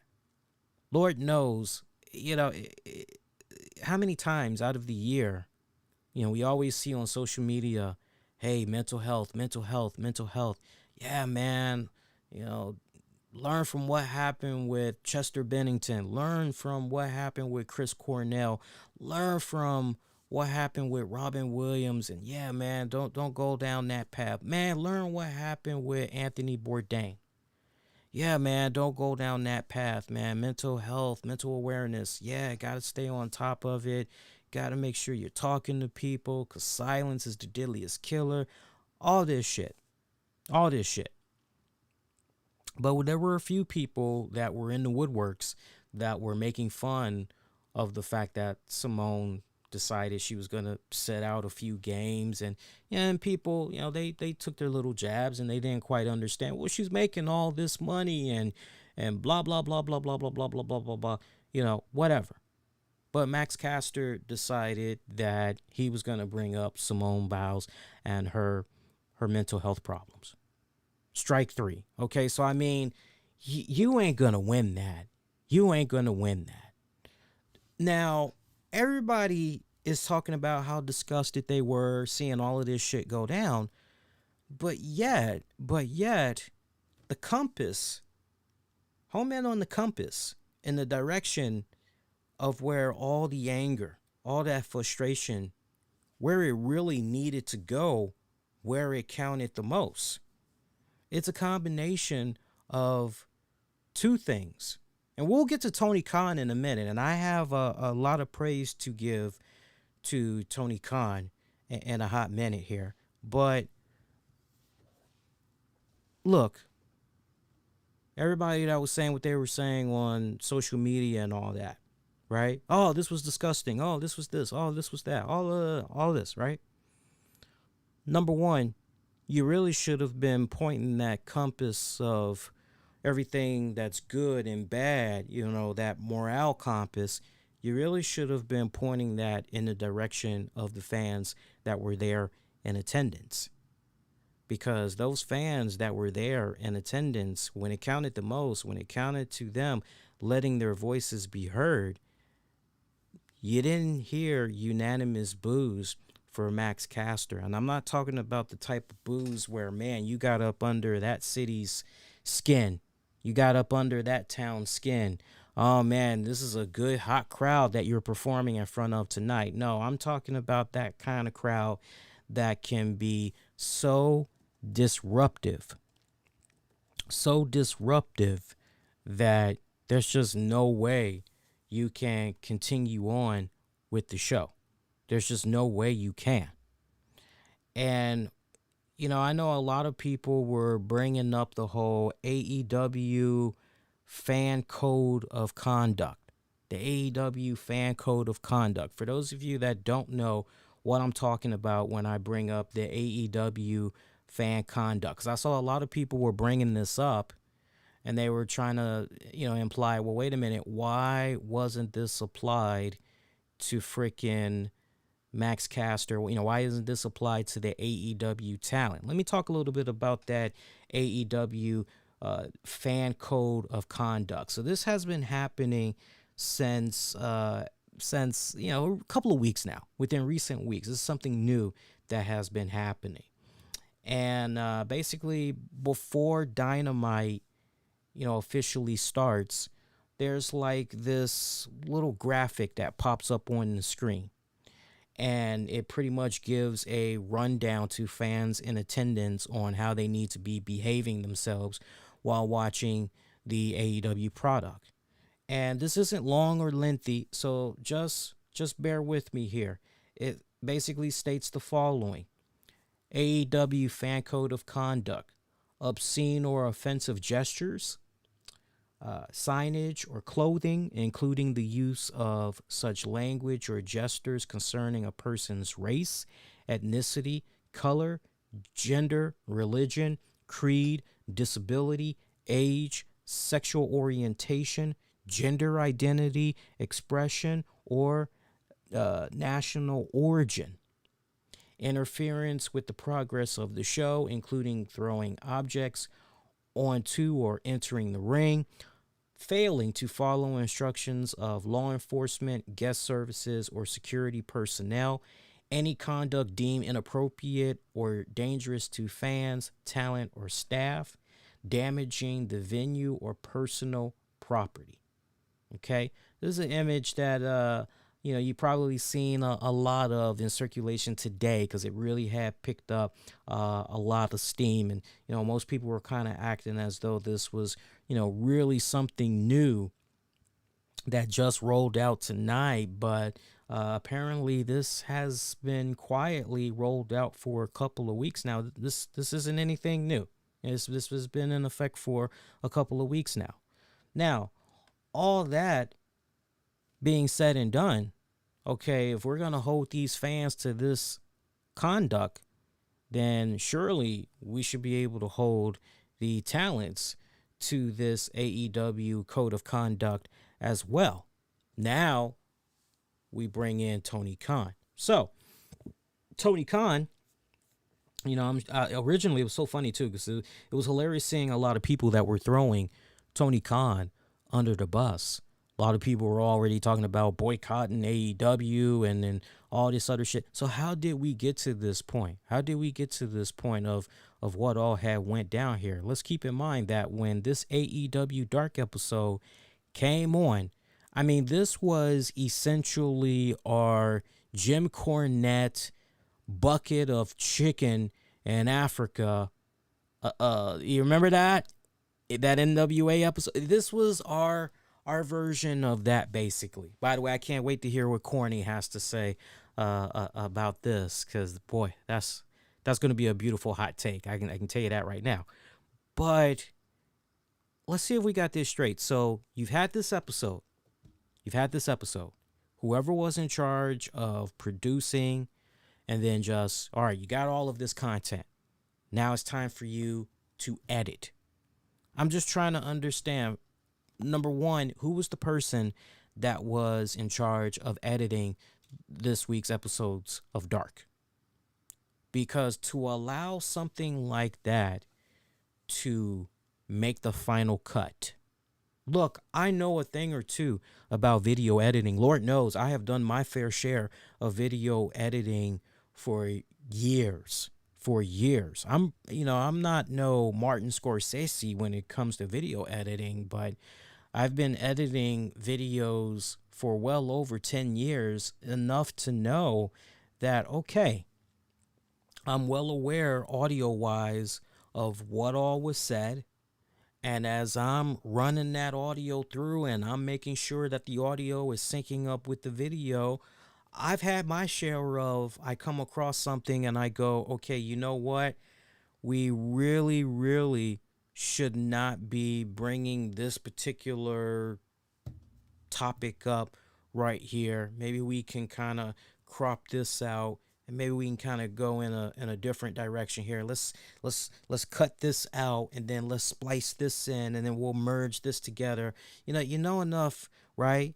And then I can't help but wonder, for the person that was in charge of editing this, my God, were they so tired? Did they honestly think that, oh no, there should be no problems right here, everything should be good? Or did they just not think at all? Are they that not connected with, okay, optics wise, you know how this is going to look on social media? Do you really want to have this kind of scrutiny for the promotion? Because getting that kind of scrutiny, you're definitely are going to be feeling the trickling effects from the top on down. It's going to be pretty rough for everybody. Do you really want to, you feel where I'm coming from? So a lot of people were throwing Tony Khan under the bus. But then as we have found out from Tony Khan, because remember, all of this had pretty much went down like Tuesday, basically, like Monday, Tuesday, basically. We find out, what was it, earlier today or something like that. Tony Khan goes on the Busted Open show and clears the air about, what all had came about with that particular segment. And I've got his words right here in black and white addressing that controversial segment. He described the lyrics, his own words, as terrible and said he was not there when the segment was being filmed. And he noted that the offensive lyrics should have been caught and removed during the editing process. Exactly, because whoever your editor is, whoever is in charge of the editing, this is so much more than just, okay, edit this, edit that, edit this, edit that. You're actually also listening to the audio. You are listening to the audio. So if you come across something as the editor that, wait a minute, is this going to successfully be able to get through, the practices department? Is this really going to, get through them? Or are we going to maybe hear something from HR? When in doubt, you usually pick up that phone and, hey, I think I might have came across something here that, I don't know, I need a second opinion. Could you come over here and loan me your ears, or can I send you the timestamp of, the joint that's in question? Okay, and you tell me what you think, right? So here's what he had to say. Speaking of Dark, last night on Dark, Max Caster's rap was terrible. I was not out there in the moment when he did it. It was not during Dynamite. I was out back when Max said this rap. I had not heard it until last night, truthfully. In the editing process, it should have been caught. We deleted the episode and reposted it with the edited out, but it shouldn't have aired. I put such tight controls on Dynamite, and this would never have happened there because Max raps, I have always gone over them with him. And frankly, every segment on Dynamite, I don't script or write wrestlers' promos, but the bullet points I give. So in this case, it shouldn't have happened. And what will happen going forward is I will take over the editing of Dark and Elevation myself. I was already editing Dynamite and Rampage, and I do a lot. Now I will also be editing Dark and Elevation. So It's unfortunate that it came to that. I would imagine so, because now, look, even your best video editor, that has a pretty sharp mind, and they've already got the timestamps going on in their head. Some of them, the really, really good ones, as they're watching something that's playing out, and they know that, okay, all of this is being recorded right now. The really, really good ones, some of them, they've got a little watch. They're already keeping track. They got some type of a little time counter or whatever. And, if they're noticing something as they're watching, some of the best ones will just look at their little timestamp, stopwatch, and they will just, write down in question. And then when they get to the editing room, okay, pull up at the 43-minute, 15-second mark, blah, blah, blah, millisecond. Give me that. Pull me that. Yeah, the spot where da da da da da. Yep, that's it right there. Give me that one. So the best of them, they've already got the head start going. They've already got the gears in motion and everything. But even the best ones that are good at editing and everything, that's a lot. That is a lot. When you're already doing 2 YouTube shows, or correction, you're already doing 1 YouTube show, then you were doing a Dynamite. Now, you pretty much are adding another YouTube show, and you're essentially adding the Rampage show on that person's, same person. You're adding all of that on their plate for them to oversee. That's a lot of sitting. That's a lot of being stationary and, constantly just, okay. Yeah, that's good. Yeah, that's good. That's good. Even with the best of them, I wish I could sit here and say to you, oh, it's nothing. The best of the best, they'll be done in 30 minutes tops. 15 minutes tops. It doesn't work like that. The whole video editing process does not work like that. Wish it did, but it just doesn't. And it doesn't even matter how kick-ass your laptop computer is and all that. Even the best of them, no. For what they're doing, AEW is doing on a weekly basis, no. So it's unfortunate that it had to come to this point for Tony Khan, because Lord knows he's probably already, as it is, in a lot of other directions, and now even more time has to, right? But mad props to Tony Khan for owning it. Yeah, you know what? That was a mistake. No, that was not cool. And now we know why, in part, how it escaped him, because he wasn't even in the building at the time when it went down. And the fact that whoever was editing it pretty much had just let that slide. Now, I'll be honest with you guys, because a lot of you guys are probably wondering this question. And since I do a lot of editing, I'm the right person to ask this question to. Lee, how do you think something like that has slipped? Whoever was in charge of editing, how do you think something like that had slipped? It's very simple. Either 3 things, and this isn't long-winded. It's either three things. And again, this is coming from a video editor and audio editor. Number 1, the person basically, okay, I'm just supposed to put this show together. I just got to make sure the audio and the video syncs up, and I'm just got to make sure that I'm taking all the good parts that they want me to take if necessarily needed. But yeah, man, my main job, I'm just supposed to make sure the audio and the video syncs up, do my cute little edits, and yeah, I'm done.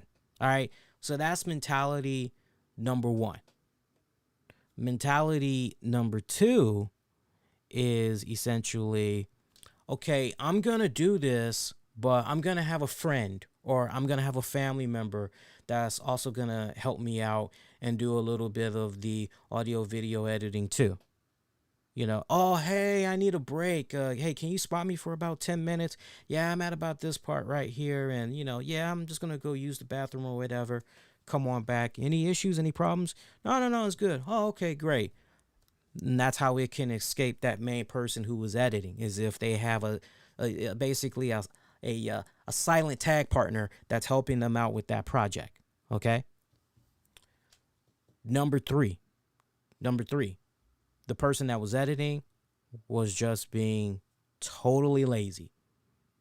It happens. It happens.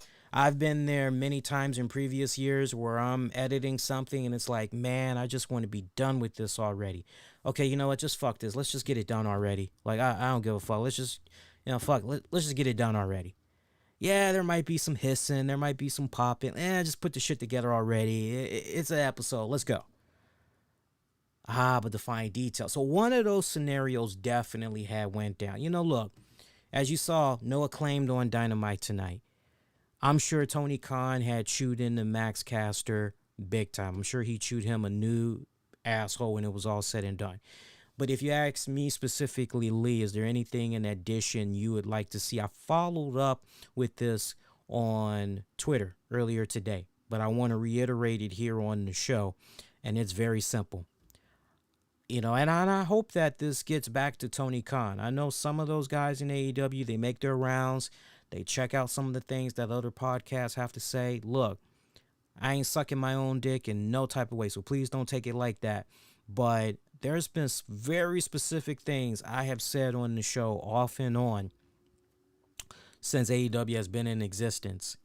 And I have found it rather amazing, right down to the T. Whatever constructive criticism / feedback I've given, the very next episode, the shit's fine-tuned exactly how I was talking about. Most recent example is the stuff that I have been saying about Andrade. And those of you that listen very carefully, specifically to how I said they need to have Andrade and utilize him and all that, it has played out to the T of what I have been suggesting. Okay? So I hope this gets back to Tony Khan and somebody connected to AEW that can actually, hey, Khan, let's do this. If it hasn't been done already, I think Max Caster, first of all, needs to be fined. If it hasn't happened already, he needs to be fined. 3 weeks pay. Whatever you can find him, take it. Take that same amount of money and you donate that money to a nonprofit organization that deals with rape victims, mental health awareness, suicide prevention or whatever. Donate it to those respected organizations. The other phase to that, I think, would be really badass. I would like to see Tony Khan maybe put some AEW guys together on their day off, whether this is a Max Caster with Brandy Rhodes, Cody, Jade Cargill. Let them visit a suicide hotline. Let them visit a facility where at that respected call center they're constantly dealing with rape victims of domestic abuse. And really, I'm quite surprised that this guy's 32 years old. All this time, you got to forgive me, all this time I thought Max Caster was in his 20s. I thought he was in his 20s. Now, that doesn't make it excusable.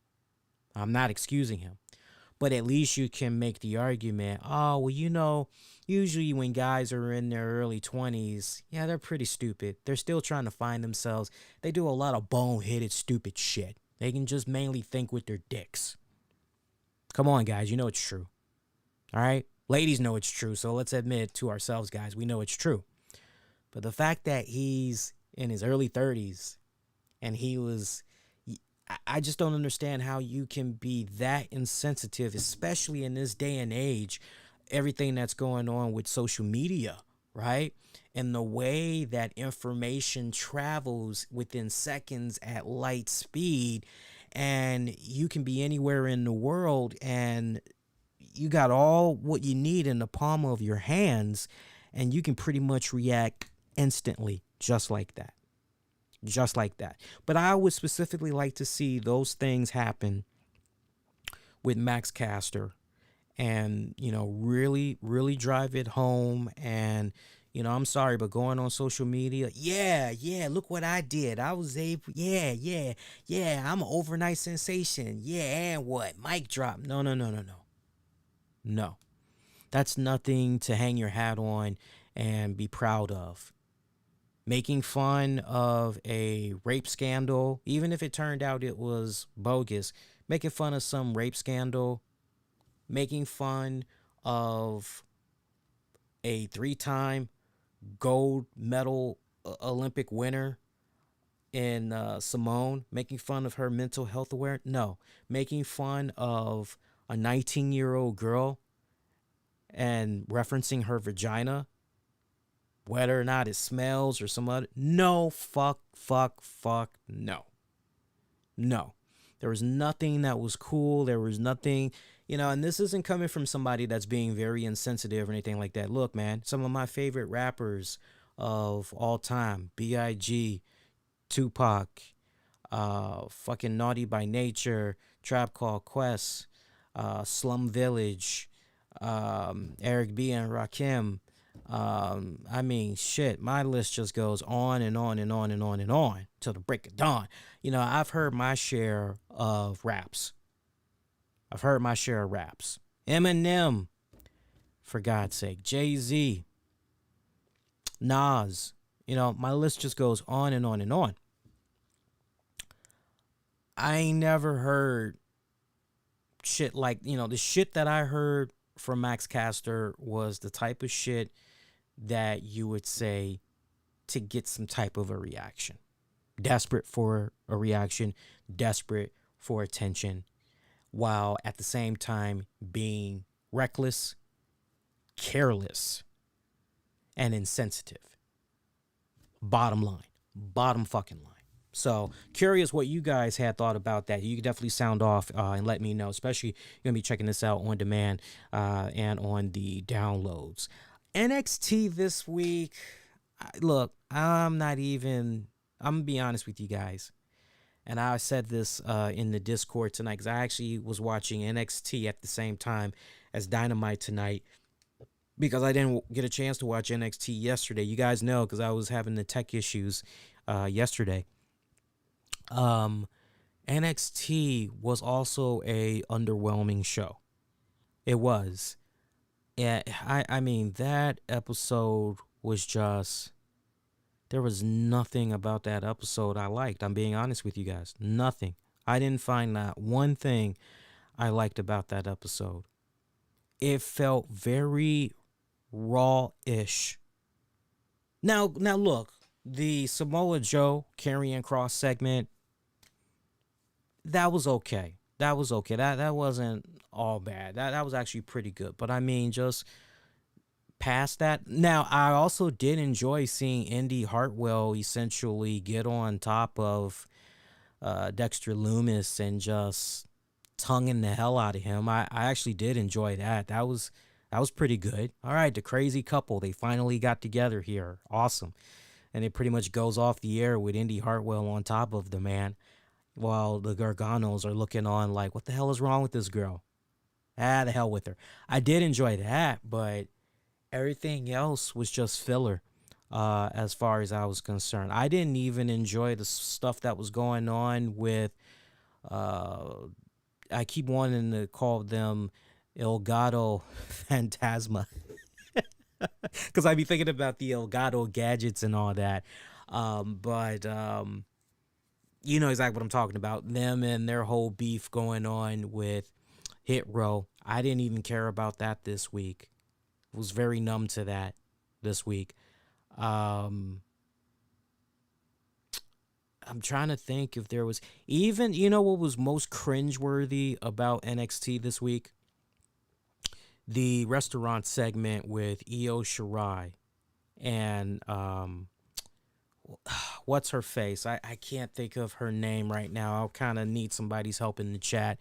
I can't think of her name right now, sadly. But the new NXT Women's Tag Champions, that little eating segment that they were doing, that was just cringe on so many levels, man. I couldn't get into that for nothing. So honestly, I even tried to tolerate what went down there with Oni Lorcan, Danny Burch as they were facing LA Knight and Cameron Grimes. I couldn't even get into that. I enjoyed the little pre-segment before the match where LA Knight wanted to get his boots shined and all that, but when it came to the match, I couldn't even get it. Was, man.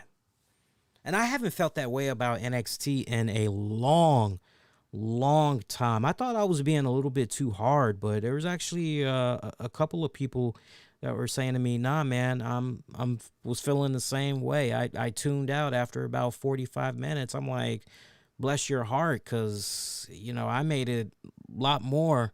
I went a lot deeper into the show than you did. I probably clocked out, honestly, after about 90 minutes, and that's just me fast forward. I clocked out, so."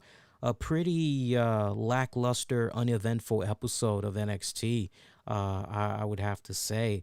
Now, I'm very curious where the numbers for NXT is for this week, ratings-wise. If I were to put a number out there, I would not be surprised if you told me NXT had did maybe about 587,000. Let me see if we can get some ratings numbers here. Yeah, there's some new numbers. What did I just say? What was the number I just said? 500 and what did I say? 586,000. I got to rewind it back to see. But looks like we got the official numbers in here now. Yeah, that taped edition of NXT, it did 520,000 viewers. Again, 520,000 viewers. Not good. So apparently this episode, which was another taped episode on Sci-Fi, apparently this episode did it drew a 0.10 rating in the 18 to 49 demographic, down 16.7% from last week's 0.12 rating in the key demo. And this is equal with last week's taped NXT episode on Sci-Fi, which also drew 520,000 viewers for the lowest viewership in the show history. So, not good. Not freaking good. You can tell me all you want about the Olympics, because I know a lot of people are going to be like, Olympics. And it's kind of like, okay, well, AEW has been facing competition with the Olympics as well, and they have just been crushing it with their numbers. So what exactly is the excuse here? When are we just going to get right down to the heart of the matter, to quote a Don Henley song, and really call it for what it's worth, which is something that I've been saying for years now: quality over quantity. And right now the quality just, and it's reflected these past couple of weeks. At least last week had a couple of really bright spots. Past couple of weeks had a couple of really bright spots, but no, you really want to look at the past 2 weeks of NXT episodes, it's been it really has. So that's that. And just see a couple other notes, because we're kind of winding down now. AEW apparently has signed Ruby Riott. Good. If they have signed her, that's fantastic. Personally, I hope that Billy Corgan and Tony Khan could maybe work out some type of a deal where Ruby Riott could also help out with the NWA Empower event that's going to be coming up. I think she would be phenomenal as a bridge point, jumping back and forth between AEW and NWA. So hopefully we can, in addition to her doing her thing on AEW, if the reports are true, as the good kind people over there at Fightful are putting it out there. And you hear what she's calling herself now? She's calling herself Ruby Soho. I think that's a pretty badass name. I like it. Ruby Soho. I'm solid with that. Remember, she's always said, after her release from WWE, she said, as much as we as hardcore fans appreciate her and all that, and we remember her when she was Heidi Lovelace, she has said a couple of times in interviews already, she's not going back to Heidi Lovelace. She refused to go back to that name. So the fact that, and look, not for nothing, but she's pretty much been able to make herself essentially a household name as a result of being Ruby Riott. So to go the Ruby Soho route, totally down with that. Totally down with that. The Giant Stadium in Las Vegas, Nevada, which is the venue for this year's SummerSlam, they announced that those that's going to be attending SummerSlam, regardless of their COVID-19 vaccination status, required to wear a mask. And they issued the following statement. They said, Giant Stadium takes the health and safety of its guests, employees, and staff very seriously in response to the rising COVID-19 cases and in accordance with the Center for Disease Control and Prevention and State of Nevada Emergency Directive 047. All individuals, regardless of vaccination status, must wear a mask while inside the stadium. State of Nevada and CDC do not currently require proof of vaccination to attend events. The Giant Stadium's COVID-19 protocols are subject to change as additional information is discovered or provided by the state of Nevada and the CDC. Now, if you were to buy tickets on Ticketmaster, similar sites like Ticketmaster, similar statement like that is going to appear. So, and then you look at what's been going on with New York. I don't know if you guys have been peeping out what's been going on with New York City, but in regards to the COVID status that's going on out there, and the reports are that San Francisco may soon follow up on what New York has been doing. As New York City, they basically got a vaccine mandate. So you look at all of this craziness that's going on right now. And for those of you that might have missed it, you don't know because you don't make it be your business to know what's going on in other cities and states. New York City announced a first in the nation COVID-19 vaccine mandate that requires indoor businesses such as restaurants, bars, gyms to check vaccination statuses of their customers. And you've got San Francisco, they're looking at this and they're kind of going, yeah, you know what? Think we might need to implement that. Yeah. So I'm sure right now there's a lot of other states, a lot of other cities and states that's looking at what New York is doing and saying to themselves, okay, one, can something like this truly be successful? There's going to be some flaws, but okay, there are mistakes. How are they going about cleaning it up? How are we going to ensure that we do our part where when we get ready to run a similar program, we don't have any hiccups like what New York is doing and everything? I mean, this is just rippling effects. One of my buddies, Sean, and shout out to Sean, he was asking me earlier today, he said, are you concerned at all with what's happening right now with the numbers going up and everything, what New York is doing and all? Are you concerned at all because you've got AWESOMECON coming up? Are you nervous at all with everything that's coming about? And I told him, I said, no, not at all. I'm more concerned about some of the silly stuff that's going on behind the scenes, but I'm not so much concerned about what currently, look, the numbers, they are going up, but remember what I had said on the last couple of shows. We've got enough information, over 15 months worth of information, where we as educated consumers, okay, if we're going to go out, if we're going to go to these bars, if we're going to go to these restaurants, if we're going to go to these wrestling events, we know the risk that we are taking, and we got to make sure that, okay, regardless of our vaccination status, we got to make sure that we're continuing to be smart. And, it's, what do you expect when the numbers are still continuing to go up? I mean, here in the DMV, DC, Maryland, Virginia area, DC, there's serious caution for DC, but not to the point where AwesomeCon is being canceled. They are still going through it. Awesome. As a matter of fact, the last update I had saw that was given for AwesomeCon on their splash page as of August 2nd, they pretty much had said, regardless of your vaccination status, you need to wear a mask. And they had said in regards to their guests, they pretty much had said, respect the guests' comfort level, whatever parameters they set forth with their meet and greets, respect it. Respect them, because they pretty much were like, everybody is going to be different, but they pretty much were like, you all that's attending, even members of the press, regardless, cosplayers, regardless of your status, you guys need to wear a mask, regardless.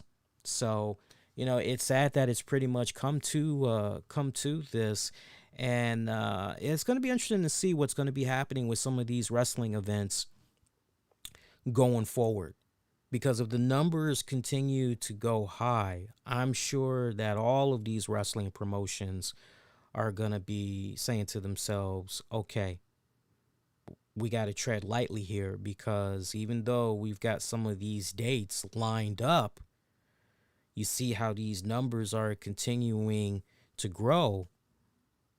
We might not be able to host an event over here, and if we are able to host an event, there might not be any fans, so we could potentially be doing this in front of an empty arena, right? We could be doing this with no fans in an empty arena. Do we really want to do that, or do we want to maybe just go back to where we just were and be stationary for a little bit? If you ask me straight up, just 2 cents from a distance, I don't see any of the wrestling promotions going back to that. I told you guys this before, so not to be too long-winded, I just don't see that happening again. I think at this point, what most likely is going to be happening is maybe reduced crowds at some of these events. I could definitely see some stuff like that happening. Reduced number of crowds let in, more spacing out and everything.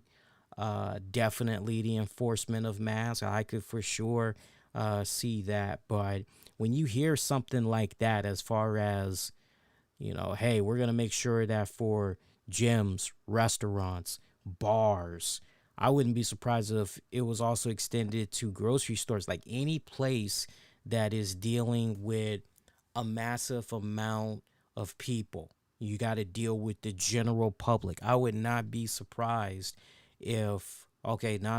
Can you just imagine trying to go to a grocery store? Just imagine trying to go to a grocery store. You're stopped. I mean, we thought it was crazy right now with some of the footage that's running around of people having mental breakdown moments because they're denied entry into an establishment. The hell with the fact that you got money in the bank, no pun intended, or maybe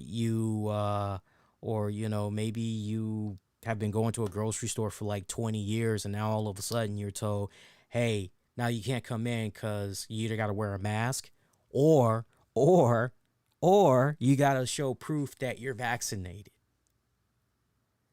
That could be fighting words with some people. Again, I know a lot of you guys, you may not be that tuned in to what's happening in your respected, fellow states and all that. But look, we had somebody at Pentagon City, just literally yesterday, at Pentagon City, just right off the train stop, the WMATA train stop, down at Pentagon City. We just had somebody stab the fuck out of a police officer in the neck. Just walked up to a police officer and just stabbed him in the neck repeatedly, killed his ass. Ultimately, this piece of shit was caught and they pretty much had a shootout with his ass. They killed his ass, okay? But just think, we got those type of nutty people that's running around. So can you just imagine, on top of bullshit like that, trying to have people, oh yeah, by the way, we know you want to come in here to TGI Fridays, right? We know you want to come in here and get your grocery shopping on, but pump the brakes. We got to check your vaccination status. We got to see your vaccination card, right? Is there a simple solution to how to maybe go about? Yeah, there is actually. There is actually. I hate to say this, but this is what I see happening. I mentioned this idea once before. So let's look at a wrestling event. Let's look at a sporting event, for example. Okay? Let's say you're vaccinated. Honestly, I think what should happen, if you, your girlfriend, your spouse, your parents, if y'all are willing to continue to go to X amount of events, sporting, whatever, just whatever the event is, you got to be dealing with a big old group of people, though. I think that whatever that event is that you're going to be partaking in, and you're asked to show proof of your vaccination status, then I think that it's only fair that when such personal information like that is being exchanged, I think that it's only fair that on top of showing that personal information that, yeah, you did in fact get vaccinated, here's the proof, that, okay, you did your part. Now that event that you're trying to partake in, now they got to do their part. And I think it's something as simple as show proof of your vaccination status, and you can get 10% off the sales price for your tickets, or 25% off, right? Or you will automatically get some type of a digital coupon that'll give you, $25 off of drinks and food, some shit like that. Now, apply that same concept to your local bar, to your local restaurant. I think if you rolled out, and look, some of them are, but it's not one of those, it's not unanimous, but it needs to happen a lot more. I think if you were to kind of operate, because that's a sensitive topic. That's very sensitive. Let's be honest, it's downright intrusive, is it not, to ask to see your vaccination status.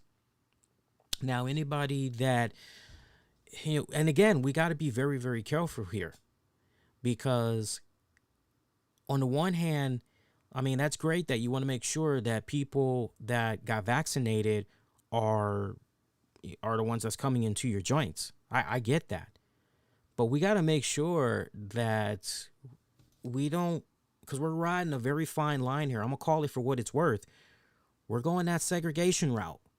It would, we got to be careful, because we're riding that line. And it would be no different than saying white people only, no colors allowed. So we got to be very, very careful how we're fucking doing this, because you cannot deny people that are not vaccinated. You cannot deny them their right to frequent that respected establishment. The best thing you can do is just ultimately, okay, look, the only way you're going to be able to come in here, you got to wear a mask. You got to do that. There's no way you can just be like, nope, we only want vaccinated people in here only, or show us proof of your vaccination status for, no, you can't. If you're not vaccinated for whatever your respective, look at the guy from Offspring. There was recently who was it? The drummer, I think, the drummer from Offspring. He recently got let go from the band. He isn't even an original member. He was with the band for about 14 years until recently. And they pretty much made him exit the band because he refused to get the COVID-19 status. Now, before you get up in arms over the fact that he didn't understand something, he's got a very rare condition that affects his immune system. And he talked about it extensively with his doctor about, hey, can we get this COVID vaccination? What's up? And the doctor basically told him, hey, look, nah, man, the risk. No, for you and your condition, no, we cannot go there because, yeah, there could be some serious complications. He relayed this to his bandmates, and they pretty much, since he wouldn't get the vaccination, nah, man, we don't want you with us. We don't want you going on tour with us. Like, no. So he's taking the high road. I gotta give him a lot of props because I saw some of the things that he had said. If there was ever an opportunity to take some digs at your bandmates, now's the time. But he didn't go there. He pretty much was very classy with the statement that he put out and everything. Wished him the best and all of that. He even said, I totally understand. I get where they're coming from. I tried.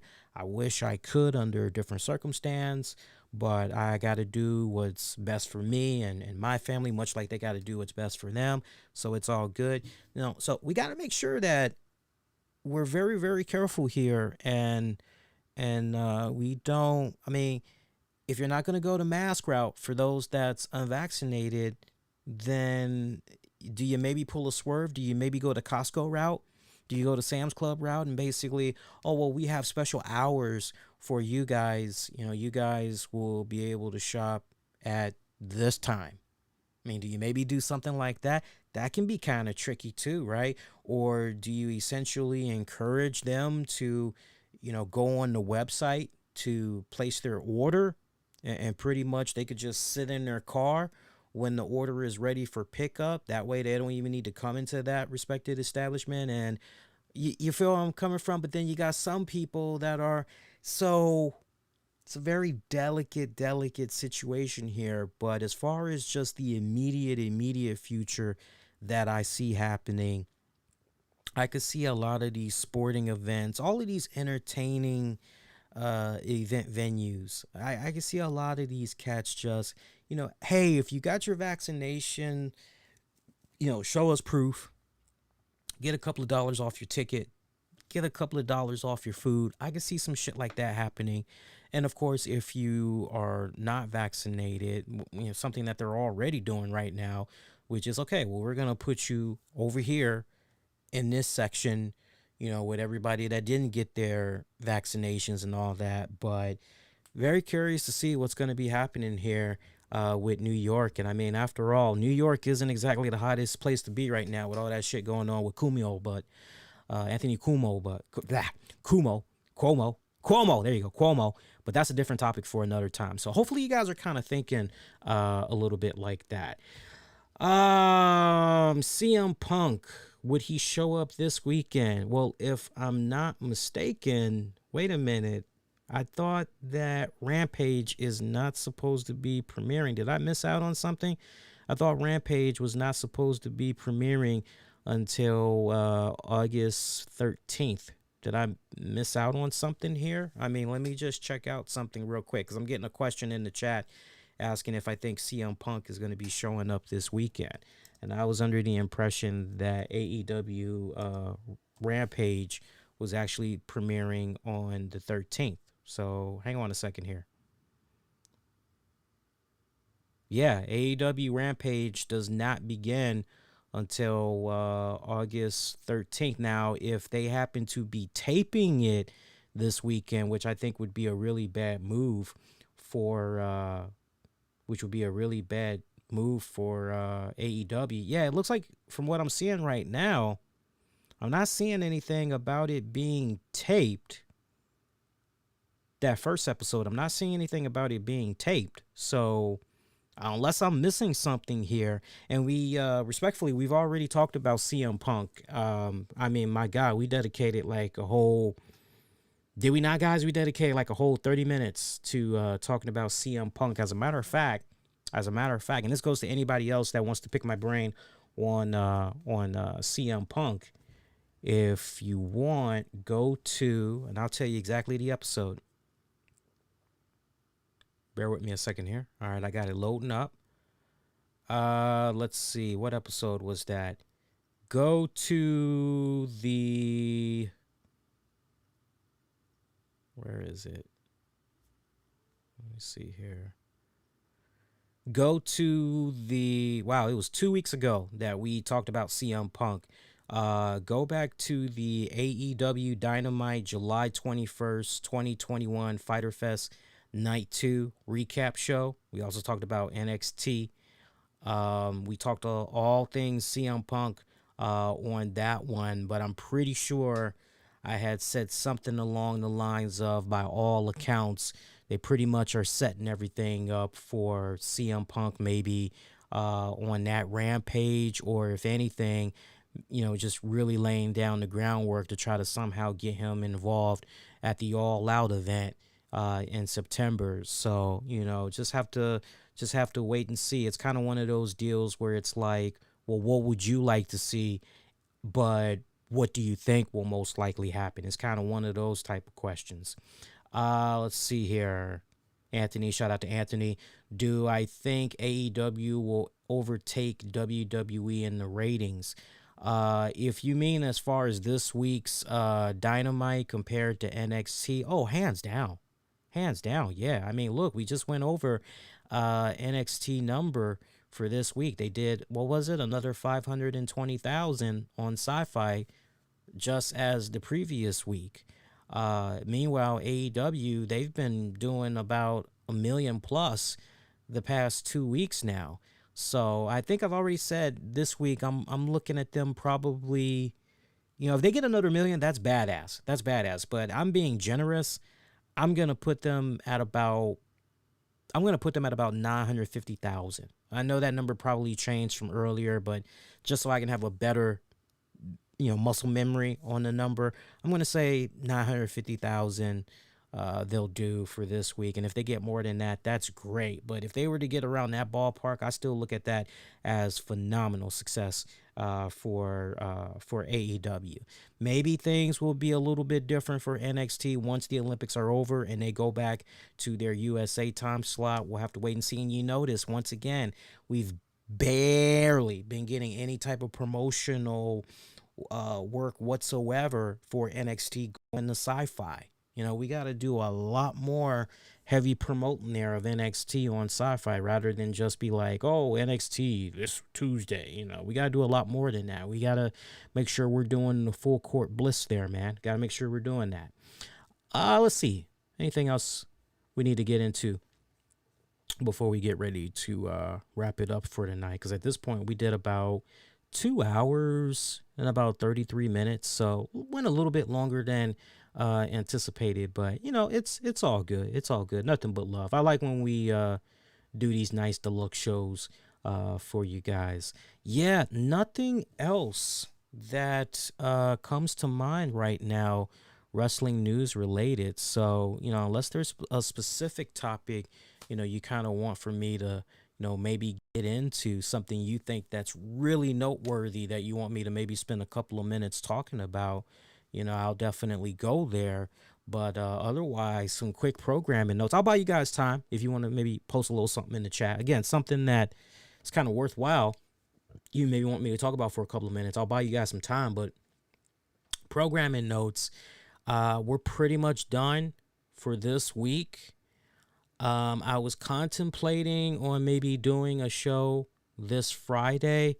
Maybe I'll put up a poll and ask you guys if we were to do a show. I think what I'll most likely do with that Friday show, we would just talk SmackDown Fallout, and maybe we could kind of have an open Q&A, and maybe we could do a prize giveaway as well. Maybe we could do some type of a prize giveaway on that show as well. So I'll put a poll up asking you guys, what would you like to see happen? That way we kind of have a better idea whether or not there should be, possibly a Friday show or not. I'm willing to entertain it. So when you see the poll is going to be up on our YouTube channel, youtube.com/the RCWR show, and click on the communities tab, and you can see it that way. But other than possibly doing a show this Friday, that's pretty much it. Our next show will be Monday, August 9th, and we'll be live after WWE Raw goes off the air. And then don't forget, the weekend of August 20th, I'll be going back to the nation's capital in DC. I'll be covering the AWESOMECON event once again. I'm also going to be hosting a panel. Now, I know you guys had saw the message all throughout social media, mainly the YouTube community tab and on the Facebook page. I told you guys that in regards to one of the guests that's scheduled to participate in the panel, you know, they're kind of getting cold feet. You know, I'm not going to say anything different than what I've already said on social media, but basically, you know, it kind of seems as though we can't really count this guest being part of the panel. You know, it is what it is. It's cool. It's nothing but love, but I got to keep it rolling. You know, I can't, because I've spent enough energy and I've mentally exhausted myself as it is, trying to make sure, okay, this person's a lock, this person's a lock. At this point, you know, it's just pretty much, okay, who's definitely going to be here, and let's see what we can do. So the panel right now, it's still slated for Friday, August 20th, although I'm trying to see if I could possibly move the panel to Saturday, August 21st, because a buddy of mine, whose work I appreciate tremendously, he's already told me, look, if you can move the panel to Saturday, I got you covered as far as replacing that guest. I got you. So I'm trying to see if I can get the panel moved to Saturday, assuming we can get the same length of time and everything. So I'll keep you guys posted on that. But one thing is certain, we're definitely going to be covering the event as members of the press media. Worst case scenario, if there just continues to be a collapse, then, you know, and this is shit that's out of my control.